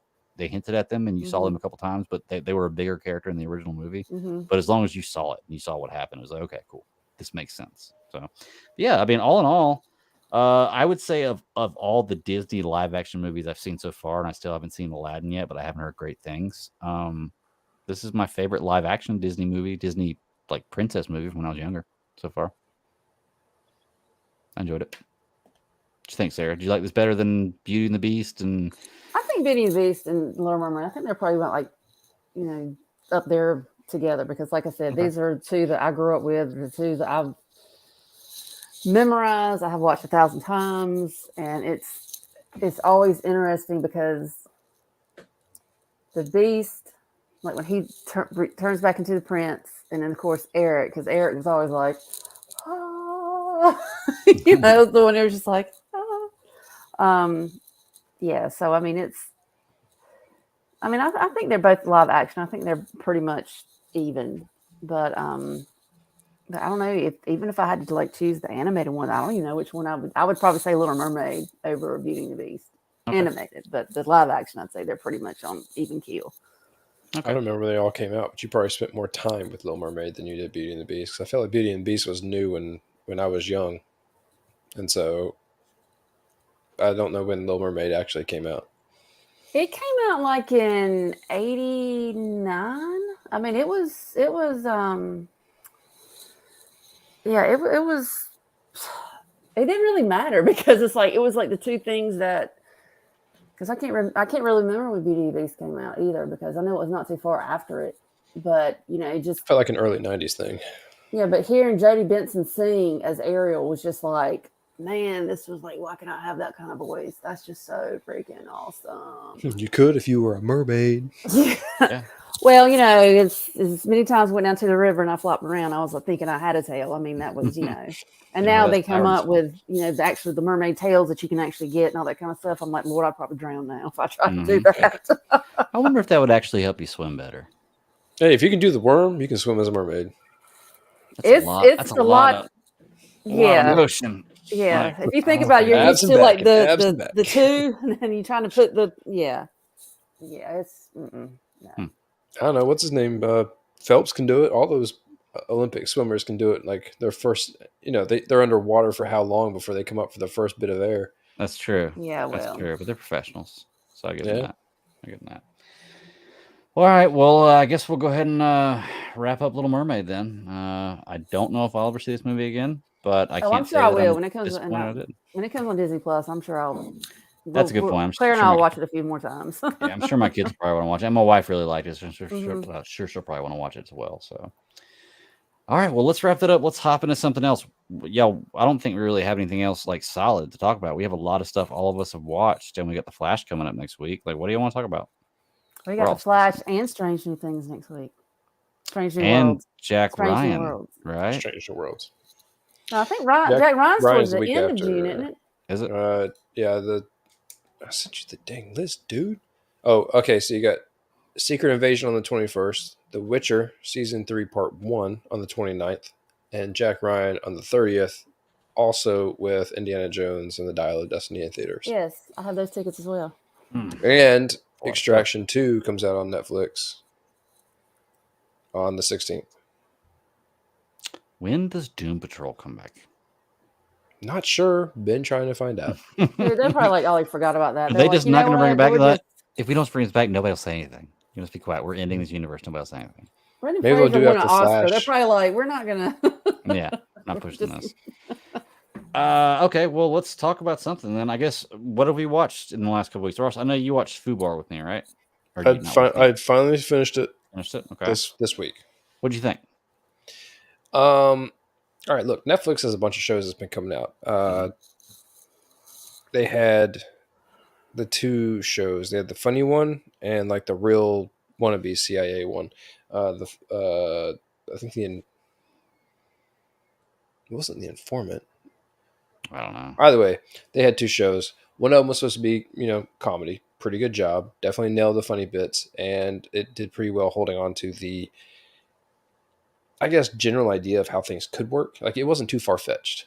This show was definitely much further fetched, and I haven't gone back to look because I've known that it has been in the news that they were going to release a True Lies series. Right. Mm-hmm. I still think that's a separate thing, but I feel like that's what this was. Yeah. That's what I describe it to everybody That's as. supposed to be like on the network, I think it is. Like I think so too. NBC, CBS, ABC. That's why I'm saying this felt like that, Mm-hmm. even though they're going to come out with that. So it's almost like, did they do it on purpose, like quicker to the punch to come out with something like this before they come out with True Lies? Because I don't think he's supposed to be a part of it at all. Arnold definitely, man's Asian. All right. Now, when I saw Transformers, there was a trailer for Expendables 4. Oh boy. I don't think he was in it, but there were tons of people that were, and a lot of them should be finding something else to do with their free time. Retirement. Yes, Is what you're talking We're about? about to watch a new Indiana Jones movie. What are we talking about? I know. And I've said much to the point of when Harrison Ford was on that show Shrinking, they did a really good job of keeping him stationary. So don't move this guy around much. Yeah, he's fragile. Yeah, but Arnold was definitely Asian. You can tell in the way that he was physically moving throughout the show. I did like the undertone of the story was really well written. They did a good job of the whole father-daughter thing. Mm-hmm. They had my boy Windows playing her fiance, and there was love triangles or twists. I guess not triangles. There was, I can't remember what's the girl's name that plays Rue. She's funny as shit. Dalton, funny as hell. Was it Fortune Famester or something like that? That's her name. It is something weird, isn't it? Yeah, something like that. I did love all the comedy that was brought to it, but I do enjoy when things are, it doesn't have to be like Jack Ryan, like serious and like, ingrained so deep in how the system works. But I do like it when it's a little bit less, it's a little bit of a tighter story. Yeah. Yeah. So it was a good watch. It was funny. Yeah, I mean, it's not something that I'm going to tell somebody they have to go see or it's going to blow them away. But it was fun. Like when I describe it to people, I basically describe it as True Lies with comedy. Like imagine True Lies with his daughter instead of his wife, and it's got comedy. The guy who plays I can't remember his name, the honeypot guy. He was in Last Dalton. Ship. Yeah, I like him as an actor. He did a good job in this one.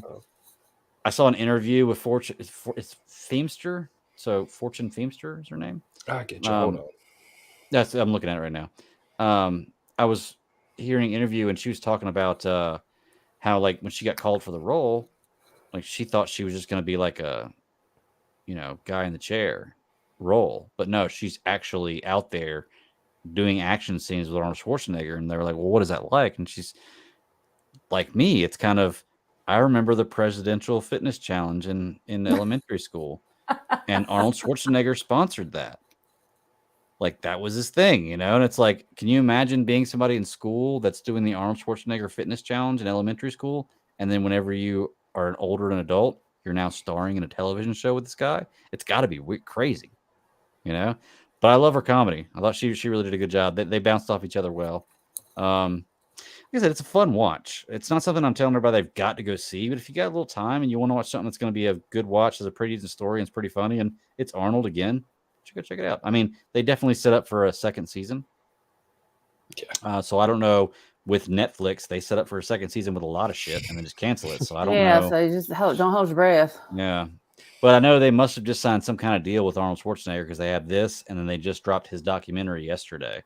The Schwarzenegger documentary yesterday. So I thought the trailer was out for that thing forever ago. I thought that thing was on Netflix for a while. No, I think it just actually came on yesterday. Was the first day it was on. So that'll be interesting. I don't know if I'm going to watch that or not because I'm not that big of an Arnold Schwarzenegger fan, but it's pretty cool. I think one thing that was cool that I've already but heard about it is, who the other person that was going to be the Terminator other than Arnold Schwarzenegger? I heard this. They ahead. didn't cast this guy because they said they couldn't picture him as a killer. So just keep this in mind. O.J. Simpson. that was who they were going to cast as Terminator, and they said they couldn't picture him as a killer. Oh, So you well. watched the documentary, or did you watch the trailer for the No, documentary? I just saw that. I heard about that on the radio. okay. And they were talking about it. So they're talking about the documentary. So. How interesting is that? That is pretty interesting. So I was like, He said, looks like the kind of guy that would picture ride me as a killer. Hold my beer. He would ride a white Bronco off into the sunset. Right. Yeah, they'd have to change that. He wouldn't ride a motorcycle. He'd be in a white Bronco. That's right. So. But no, I recommend going and checking out Food Bar. It's a fun little watch. I don't know if there'll be a second season or not, but we will see. What else we got? I have been. Let's see. I have yet to watch the last episode of Ted Lasso. I've been holding off on it. I don't want that world to end. Well, you should, because you're missing out on some great things. I don't want that world to end. And I'm trying to avoid spoilers as much as possible. Last night, I'm still one behind on Silo. Still a great show. Highly recommend it. It's on Apple also, so Greg, you're not going to watch it. Nope. But Sarah, I definitely say give it a shot. It's a good story. What else have I watched? Friends from College on Netflix. I've finally been getting around to it. I think I saw that. Go through it again. I'm pretty sure Ashley made It's got what's the Key and Peele, the key guy, the guy that does the bald one. Yeah, I know you're talking about. He's in it. Kobe Smulders is in it. Yes, I have seen it. Yeah. I've seen the advertisement for it. Yeah. Great soundtrack, all 90s music. Love it. It is definitely a show. It's just funny. Like it's a comedy, but it's all these people that went to Harvard and apparently they live a life of self-destruction when they get around their friend group. They all screw with each other, and they do it in like a really, really bad ways. Cheating affairs, like all sorts of weird shit. But it's comical. Like I've been watching it. Like it's a good, interesting, I guess, jump off of like other genre shit that I watch. Like I said last week, not last week because we weren't doing it. The week before, I did finish Yellow Jackets. Can't recommend it enough. Apparently, I canceled my Showtime edition, and they said that since the second season was only 9 episodes, everyone was asking where the 10th episode was. One of the show creators, I guess, came out and said, "We're going to release a bonus episode between now and next year." Oh, yay. I'm like, who does that? Can't wait for that. Who does that? Just randomly, they're just going to drop a bonus episode. I'm like, wow. Pointing with your emotions, dude. I know. How do you do that with a finale? Like, does that mean I don't think it was... No, the finale was set up pretty much as a finale. Okay. But I guess... I don't know. I'm assuming this is real. People written articles about it. But I don't know what their intention is with it. I don't like it. Right. Like, I get that. Fucking with my emotions, man. Yeah, exactly. Today, I did want to watch... The only other thing that I haven't seen yet was the Paramount behind the scenes for season 2 of Strange New Worlds. Okay. Apparently that's on YouTube. I did want to watch it. See, I'm gonna hold off on that because, like I said, I saw the trailer. I knew I'd heard about it. Right? And for some reason, I know because you in the chat you had talked about it, and for some reason it just totally poofed, And then I saw it. I don't know if it was Instagram, Facebook, or something where it was like advertised. I was like, or either there was like a screen or like a meme or something that's already started. I was like, oh hell no! So I go and I watch it. I'm like, they did it. Yeah. They did it. We're gonna see him. Oh my god! I'm so excited. I just wonder how wild it's gonna be because he's already. Yeah. But so, is Pike going full Johnny Bravo on what? This? Is Pike going full Johnny Bravo with the hair on this? I don't know, dude, but his hair is a character unto itself. So I would hope so. Greg, did you watch the trailer? I'm pretty sure I did, but once again, memory. The whole thing about the trailer was the crossover event. Yes. And that's why I kept talking about it. And so, like, I did watch the trailer, but I wanted to watch the behind the scenes thing. But the trailer itself was, like, when you see Boimler in live action, you're like, I may have to go back and rewatch the trailer. What? You get Boimler and what's her name? Beckett. Beckett show up, and Nice. like it's everything that. I'm just hoping because I know they'll have their personalities, but I just want to see how wild it's going to get. I Is just want to see that live long and prosper, bitches. Yes, You know? yes. Is yes. Beckett played by the same voice actor? Yes. Yes. From the Yes. show? Okay. Yes. Awesome. So during Comic-Con, they came up, or one of the events, Mhm. they jumped on the Strange New Worlds stage whenever they're doing their panel. panel. That's the word I'm looking for. Whenever they were doing it, and they came in, they started talking about the crossover, and like that. From that moment on, I'm like, I just need to see it. I need to see it. I need to see it. And then the trailer came out, and I'm like, I saw it. Yes, it's amazing. Oh, it was awesome. It was That is just pretty cool. yeah. It's going to be. I'm so excited that it's like I was telling a buddy of mine that I don't think he's seen Lower Decks, but I've told him all about it. I mean, he's a big like Next Generation Awesome movie. Mm-hmm. fan. I was like, dude, you have got to see this. This shit is gonna be crazy. It was funny because Lower Decks was almost kind of one of my introductions into Star Trek. Like I started watching, like that's a show that like if you're an OG Star Trek fan, you watch it, it's so great. But like I watched it, it was great, and I wasn't even an OG Star Trek fan, and it got me more into like, oh, I want to get that reference. I want to know what they're talking about. I want to see that Easter egg. Wait, they're laughing. I want to laugh. Like, so it got me a little more into it. But yeah, I mean, I love Strange New World. That's why I'm so excited about Comic-Con or the GalaxyCon because me too, dude. Troy, Geordi, let's see. Everybody from Star Trek, basically. Everybody from TNG is going to be there. The only thing is like they don't have Jonathan Frakes. If he, that's the only one we're missing. There's still time. Dude, I'm telling you right now, I'm going to lose my shit if he shows up. They even got Q. Yeah, that's what I'm saying. Everybody's going to be there. It's going to be crazy. Like, so that's what I'm saying. It's like I'm just going to completely like just totally, Star Trek out from the whole fucking weekend. I mean, I'm just for $1,000, you can get a group picture. Yeah, they have those on there. Yeah, they have those on there. Wait till Frick shows up, and you'll be like, damn it. Yeah, they definitely get you with the pricing there because I remember it was like, I can buy this and I can get this. It's like popcorn in a movie theater, or for just this much more, I can get all of this. And it's like, well, but then I got an extra day, or for this much more, then you can do this. And I was like, okay, I'm buying 3 days. I'm going 3 out of 4 days. That's it. Yeah, I know you're going all 4. And that's the thing about it, because I wanted to get like the VIP to see if it's actually really worth it. Because like the last couple of years I've been, I'm like, I want to see him wait. Well, it's funny because the first year we went when we were in line to for Shatner, somehow we got in like the fast whatever, and I was like, okay, I like this. Like, but and then come to find out, like I said, when I sent you guys that photo, I didn't even realize. It just dawned on me because I think Stephen Amell's going to be there. Mm-hmm. And then, of course, they announced Grant Gustin. So I'm like, I started thinking, I was like, wait a minute. I said, that poster, it's an old CW poster of Green Arrow and Flash. So I got Stephen Amell to sign the Green Arrow part. And I'm like, let's see if I can just mosey my little self up there and get Grant to sign the other side of it. So, yeah, that might be a frameable one eventually. It definitely will be. Hell yeah. Oh, it's going to be so fun. I can't wait. And come to find out, Peter Cullen's going to be there. Month and a half. Oh, yeah. So this might be the opportunity if you wanted to see him or meet him or whatever, it might be it because that fella is not getting any younger. Yes, true. Sarah's like, I'm going to need 6 days. Can you guys do 6 days? There's too many people. Only going on 4. I don't care. I'll be here. That's what I'm saying, dude.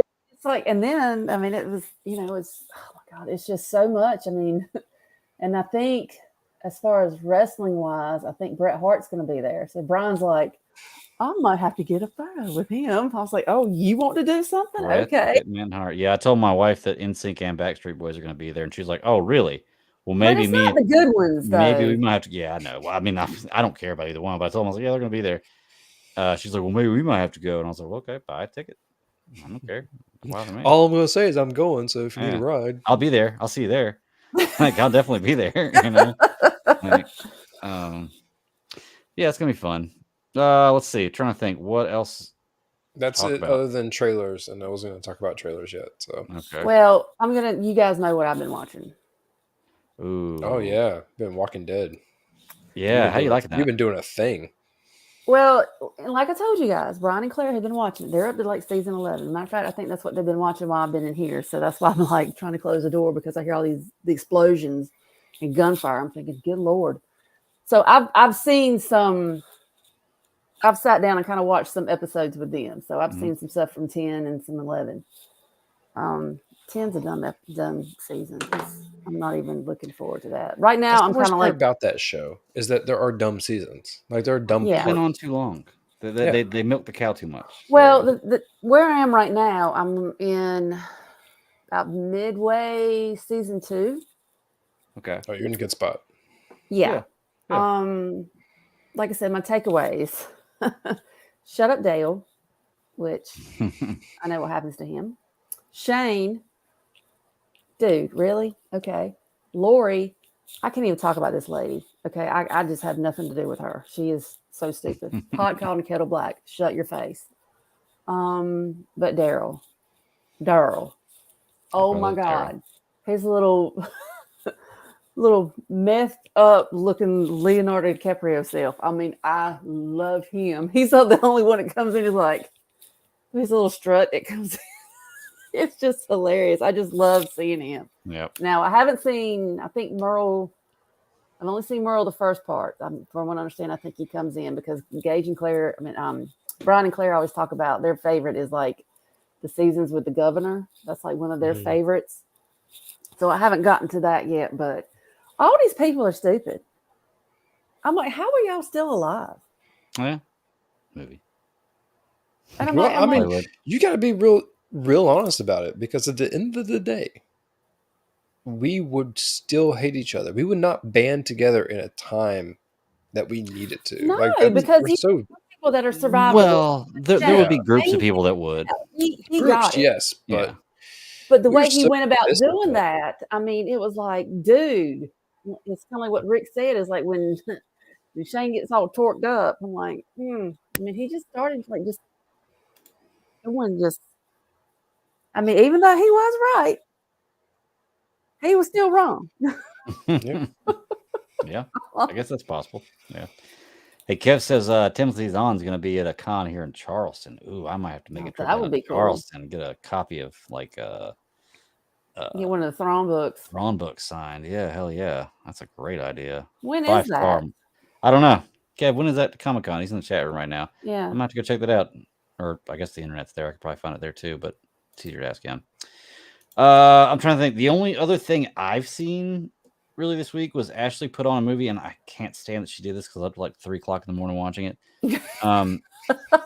Is old movie from like 2006 or 8, Inside Man, a Spike Lee movie with Denzel Washington. Oh yeah, the bank rob thing. Yeah, really, really good movie. And like I could not pull myself away from. Of course, she fell asleep in like 45 minutes, and I was like, I can't go to sleep. I've got to see what happens here. And it's like 3 o'clock in the morning. I finally finished the movie. Long movie, but a very, very good movie. So he says June 10th and 11th. Oh, that's like tomorrow. Yeah, that's like this weekend. Okay, well, never mind. Dude, go to bed, rest up. Yeah, I would love to, but not gonna make that. Oh well, that's okay. If that's good to know that Zahn goes to events. Maybe he'll end up coming to GalaxyCon. We'll see. That'd be somebody I'd like to meet. Well, like I said, this one's going to be like very Star Trek heavy, and I mean, it's very, very Star Trek. Well, it's Star Trek time. Well, yeah. You're gonna end up finishing Picard, and you're gonna start a new series. That's all right, because I wear my Voyager shirt once again, so I can get my photo with Captain Janeway. And yes, you will see me just geek all the hell out. There you go. Look, I think Kev didn't even realize it was tomorrow. He's like, "Oh shit, it's tomorrow." Okay, so the last thing I really want to talk about is it's almost here, y'all. Like we are literally less than a week away from actually sitting down in theaters. Ross and I are going together to see The Flash. It's happening. I still don't believe it. I have the tickets on my phone. I still don't believe it until I'm actually like film is rolling in the theaters. Dude, I'm not gonna believe it until I see the like end credits. Yeah, until I see Ezra's sleazy face on screen, I'm not gonna believe it's happening. And I see multiple sleazy Ezras on screen. which I hope that if they're rewriting people out of this universe, that he's a guy they're writing out of this universe with this movie, which I don't really know how you do that, but just, yeah, don't want to see any success for that guy. He's kind of a piece of shit. But maybe he makes a good movie. I don't know. We'll see. What do y'all think? Y'all excited for it? Oh, yes. Absolutely. I mean, there's been like such a buildup, and I'm like, please don't screw this up. Please, for love of God. Sarah had to go buy tickets 15 minutes before mine and Ross is showing, so that way she can start it before us. And I was like, damn it. Of course. Well, you know. Like, no, man. Phone's going on airplane mode. She's not gonna say a thing to me. So no, dude, it's like, no, I can't. No, it's like when I get in the theater, it's like, once it's like regular rock, I just put it away. I mean, it's. Yeah. Well, I'll pull mine out and sit there and like write stuff down. Like, oh, I gotta remember this. Like, oh, I gotta remember this. But yeah, like, it's funny because I did that a lot for Spider-Verse, and then like I started to do it for Transformers, and I was like, meh, it's a blow me up movie. Like, there's not a whole lot of things that I need to take away from it. Yeah, like I said, the boy and I will go see Transformers on Sunday. I'll probably try to see it sometime. I'm not sure when though. Let me know what you think. I gotta see Cheetor. Briefly. I gotta see Cheetor. Okay, I only have one question about Transformers that I just want to know, and you don't have to give me anything else. Do we see Rat Trap? Nope. Mm. Nope. Damn it. I think I forgot about that one. Beast Wars without Rat Trap, man. Like, he's the main character. No, I'm not going to say anything. Okay. No. Yeah. Greg, just go watch the damn movie so we can talk about it. Yes, I'm going to. I need to get planning to see it. But the next on the dock is definitely Flash this Thursday. But beyond that, I got nothing else, y'all. I wanted to ask y'all, have y'all? I am excited for Flash. I am too. Have y'all said y'all were staying away from trailers and everything? Have you been successful? Not seen anything else by accident? You haven't been successful, or you haven't seen it? Well, no, I don't know if it was the same trailer because there's like watching 7 it the first time. Well, like and that's the trailers. thing. Like, I stay away from the whatever they call them, like the momentary trailers or whatever the short ones that they always release are, but the TV spots. But did the second trailer, the one that I was really upset about seeing in theaters, did that one have the Pink Floyd song "Time" on it? I don't know. God, I don't even remember. Okay, because the one that I saw, it was in both movies. Ah, okay. It was the Flash trailer, and it had the Pink Floyd song. Because everyone's doing the trailers nowadays. Even what was the one I sent earlier, The Witcher? Mm-hmm. Even that had Radiohead. It was a Radiohead song in the background. Yeah. But the Pink Floyd one for Flash was actually, I liked the song. I liked the way they did it. And I like the fact that they used Time as the song to really be a thing. A lot of people were like, this is the first time Pink Floyd song had ever been used. I'm like, pretty sure they used it for Dune. I definitely think that they used the, I can't think of the name of the song right now, but they used the Pink Floyd song for that. Right. Yeah, I mean, I'm excited for it, dude. It's going to be a fun watch. I mean, we're going to my favorite theater, sitting dead center of the theater, like the perfect seats. So it's going to be row F, 7, 8, and 9. It's going to be really, really cool. Heated massage seats. Yeah, give me some of that. That'll be fun. I don't think I'll fall asleep during this one, but you better not. I do not. No, slap me if I do. I won't fall asleep. I'm going to bring a rubber band and just do the old. But yeah, man, I'm excited for that. But I got nothing else like beyond that. Did y'all have anything else you want to talk about? Ross, I know you saw Transformers. Did you want to say something about it? I know Sarah's going to see it. I'm probably going to try to go see it. Did you want to I don't want to do anything spoilery. Okay. For sure. Like, do you know have you looked at who does the voices for the Transformers? Some of them, yes. Mm-hmm. I have not. All right, well.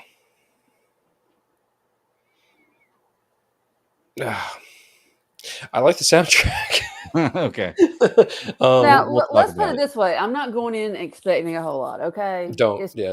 I'm not. I learned, look, the magic for me was the very first one. Like when you saw Optimus Prime transform. For me, that was the magic. Everything after that, I was just like...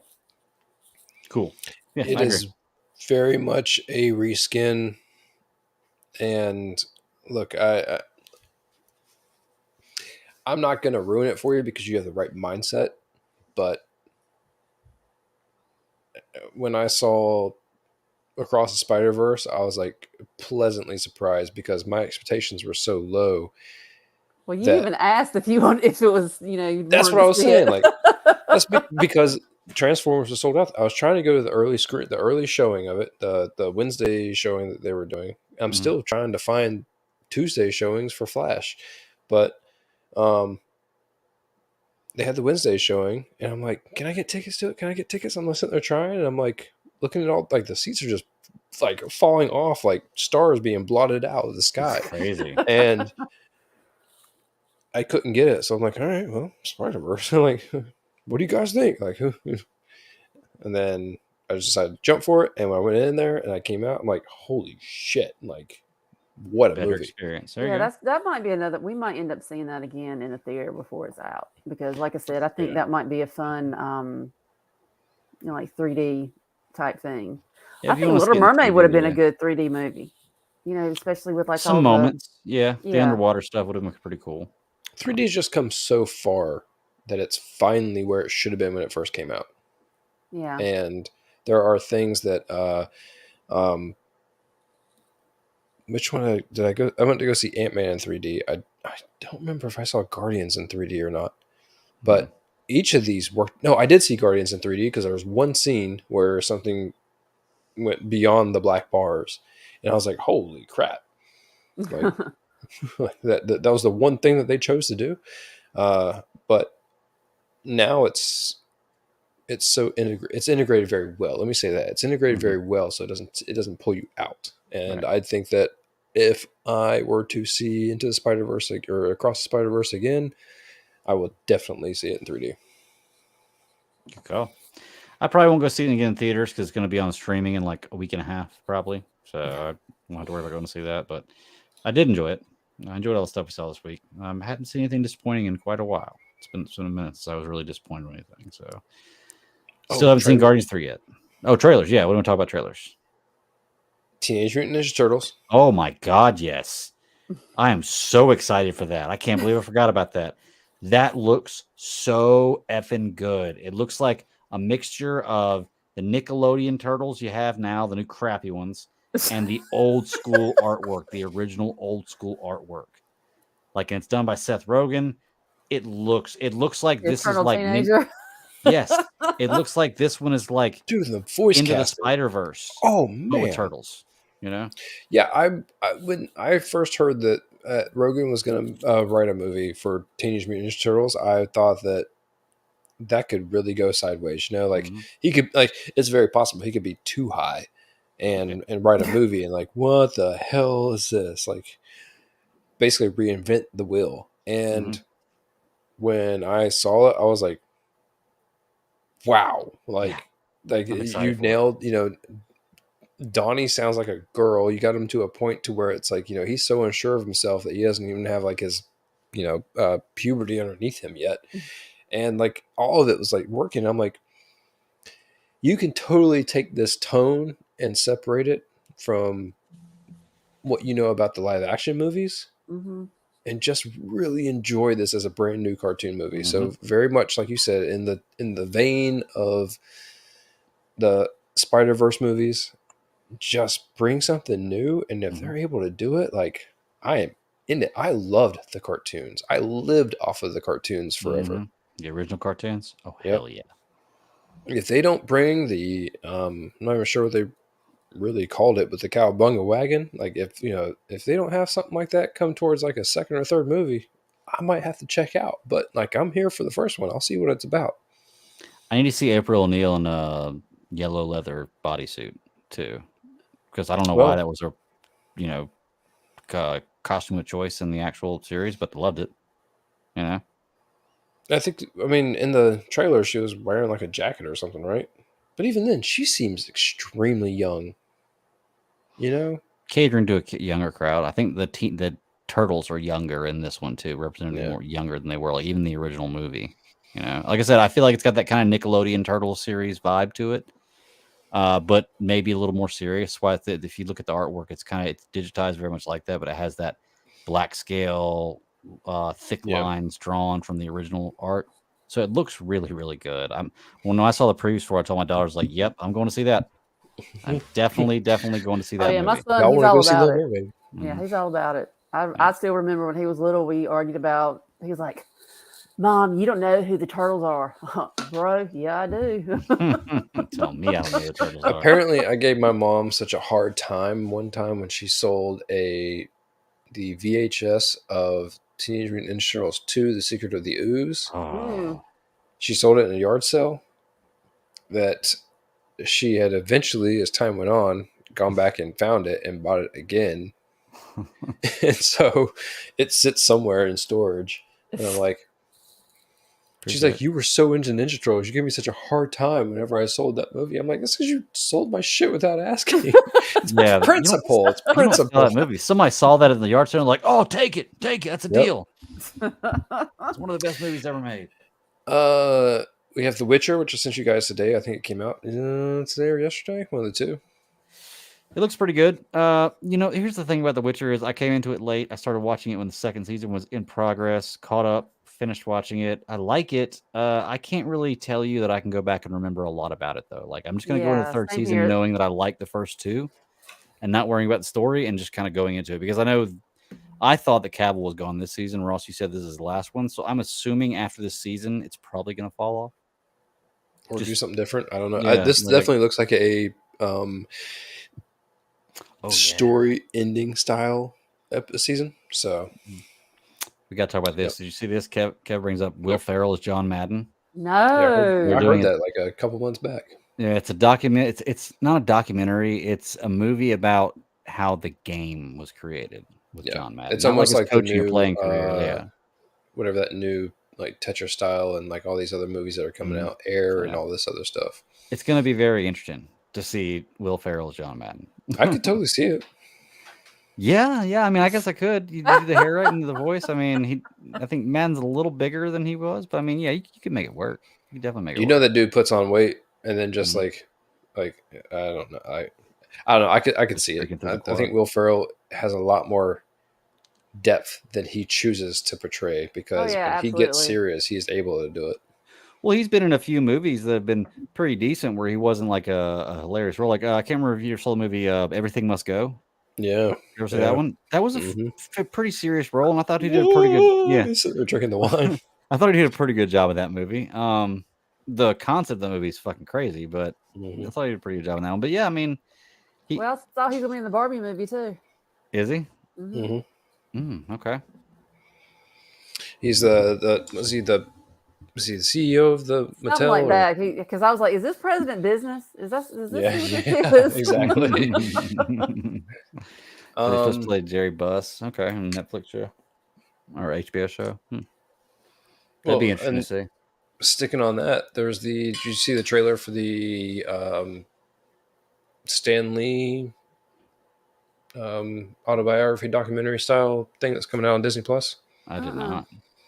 So I think it's supposed to be coming out pretty soon. But interesting. It is it's a look at him and what he did with comics over the years. So it's a pretty good,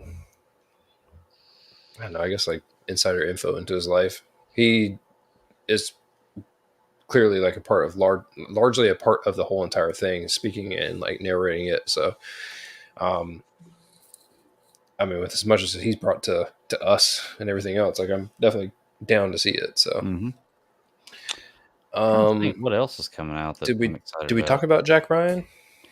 No, we didn't talk about it, but I mean, it's Jack Ryan. The first few seasons have been phenomenal. There's no reason that I think the next one's going to be bad or that I'm going to write it off or not watch it. It's got me hooked. I think it's kind of the same thing to where it feels like it is the finality, like with The Witcher. Like this feels like the finality. I mean, it is the finality. Let's be honest. But I don't know. Like I'm just kind of sad because I know I'm gonna like binge through the whole entire thing and be really pissed off when it's done. Yeah, I'm sure. But we always got it. He's got to get revved up for whatever Marvel role he's going to take on soon. I'm sure he's going to be a Marvel character soon. I don't know which one, but he's going to be a Marvel character soon.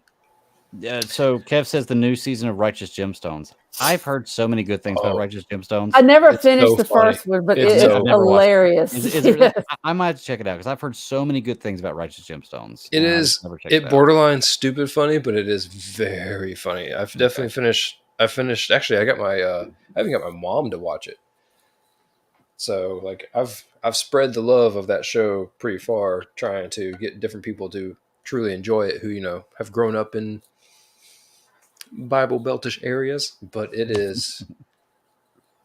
I can't even remember which state are they actually in. I don't know.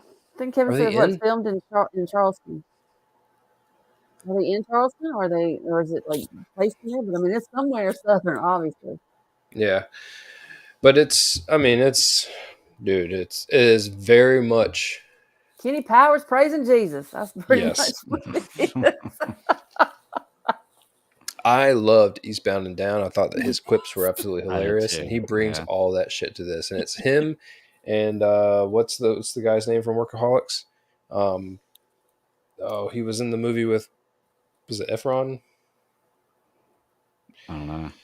I know some characters from Workaholics, but I don't know who you're talking about. Did you watch that movie with what was the one with the dude was connected to the phone? He fell in love with the AI on his phone. Oh, Bixby or Bixie or something like that. Yes. That was It's a that great dude. movie too. Oh my gosh, that was a great movie.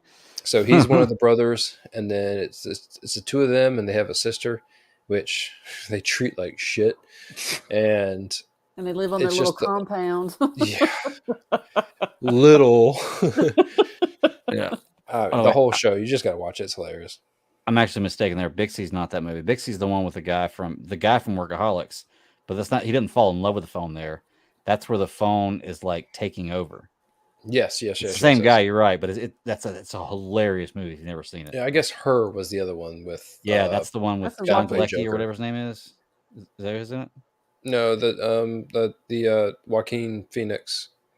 Oh, Her okay. is the one that where he like gets all super into Scarlett Johansson as the voice of the phone. I got you. Yeah. Virgin Port. The last thing, which we kind of skipped over news a whole lot over time, but what was to say?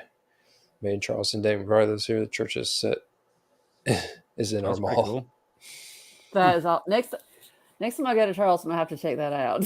I have a countdown in Charleston. I have been to Charleston forever. I lived there for 2 years.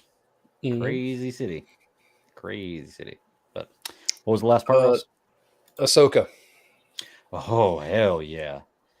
Oh, I'm so Which- excited. Let's take a moment because when Ray passed, I'm like, what? Mm-hmm. 58.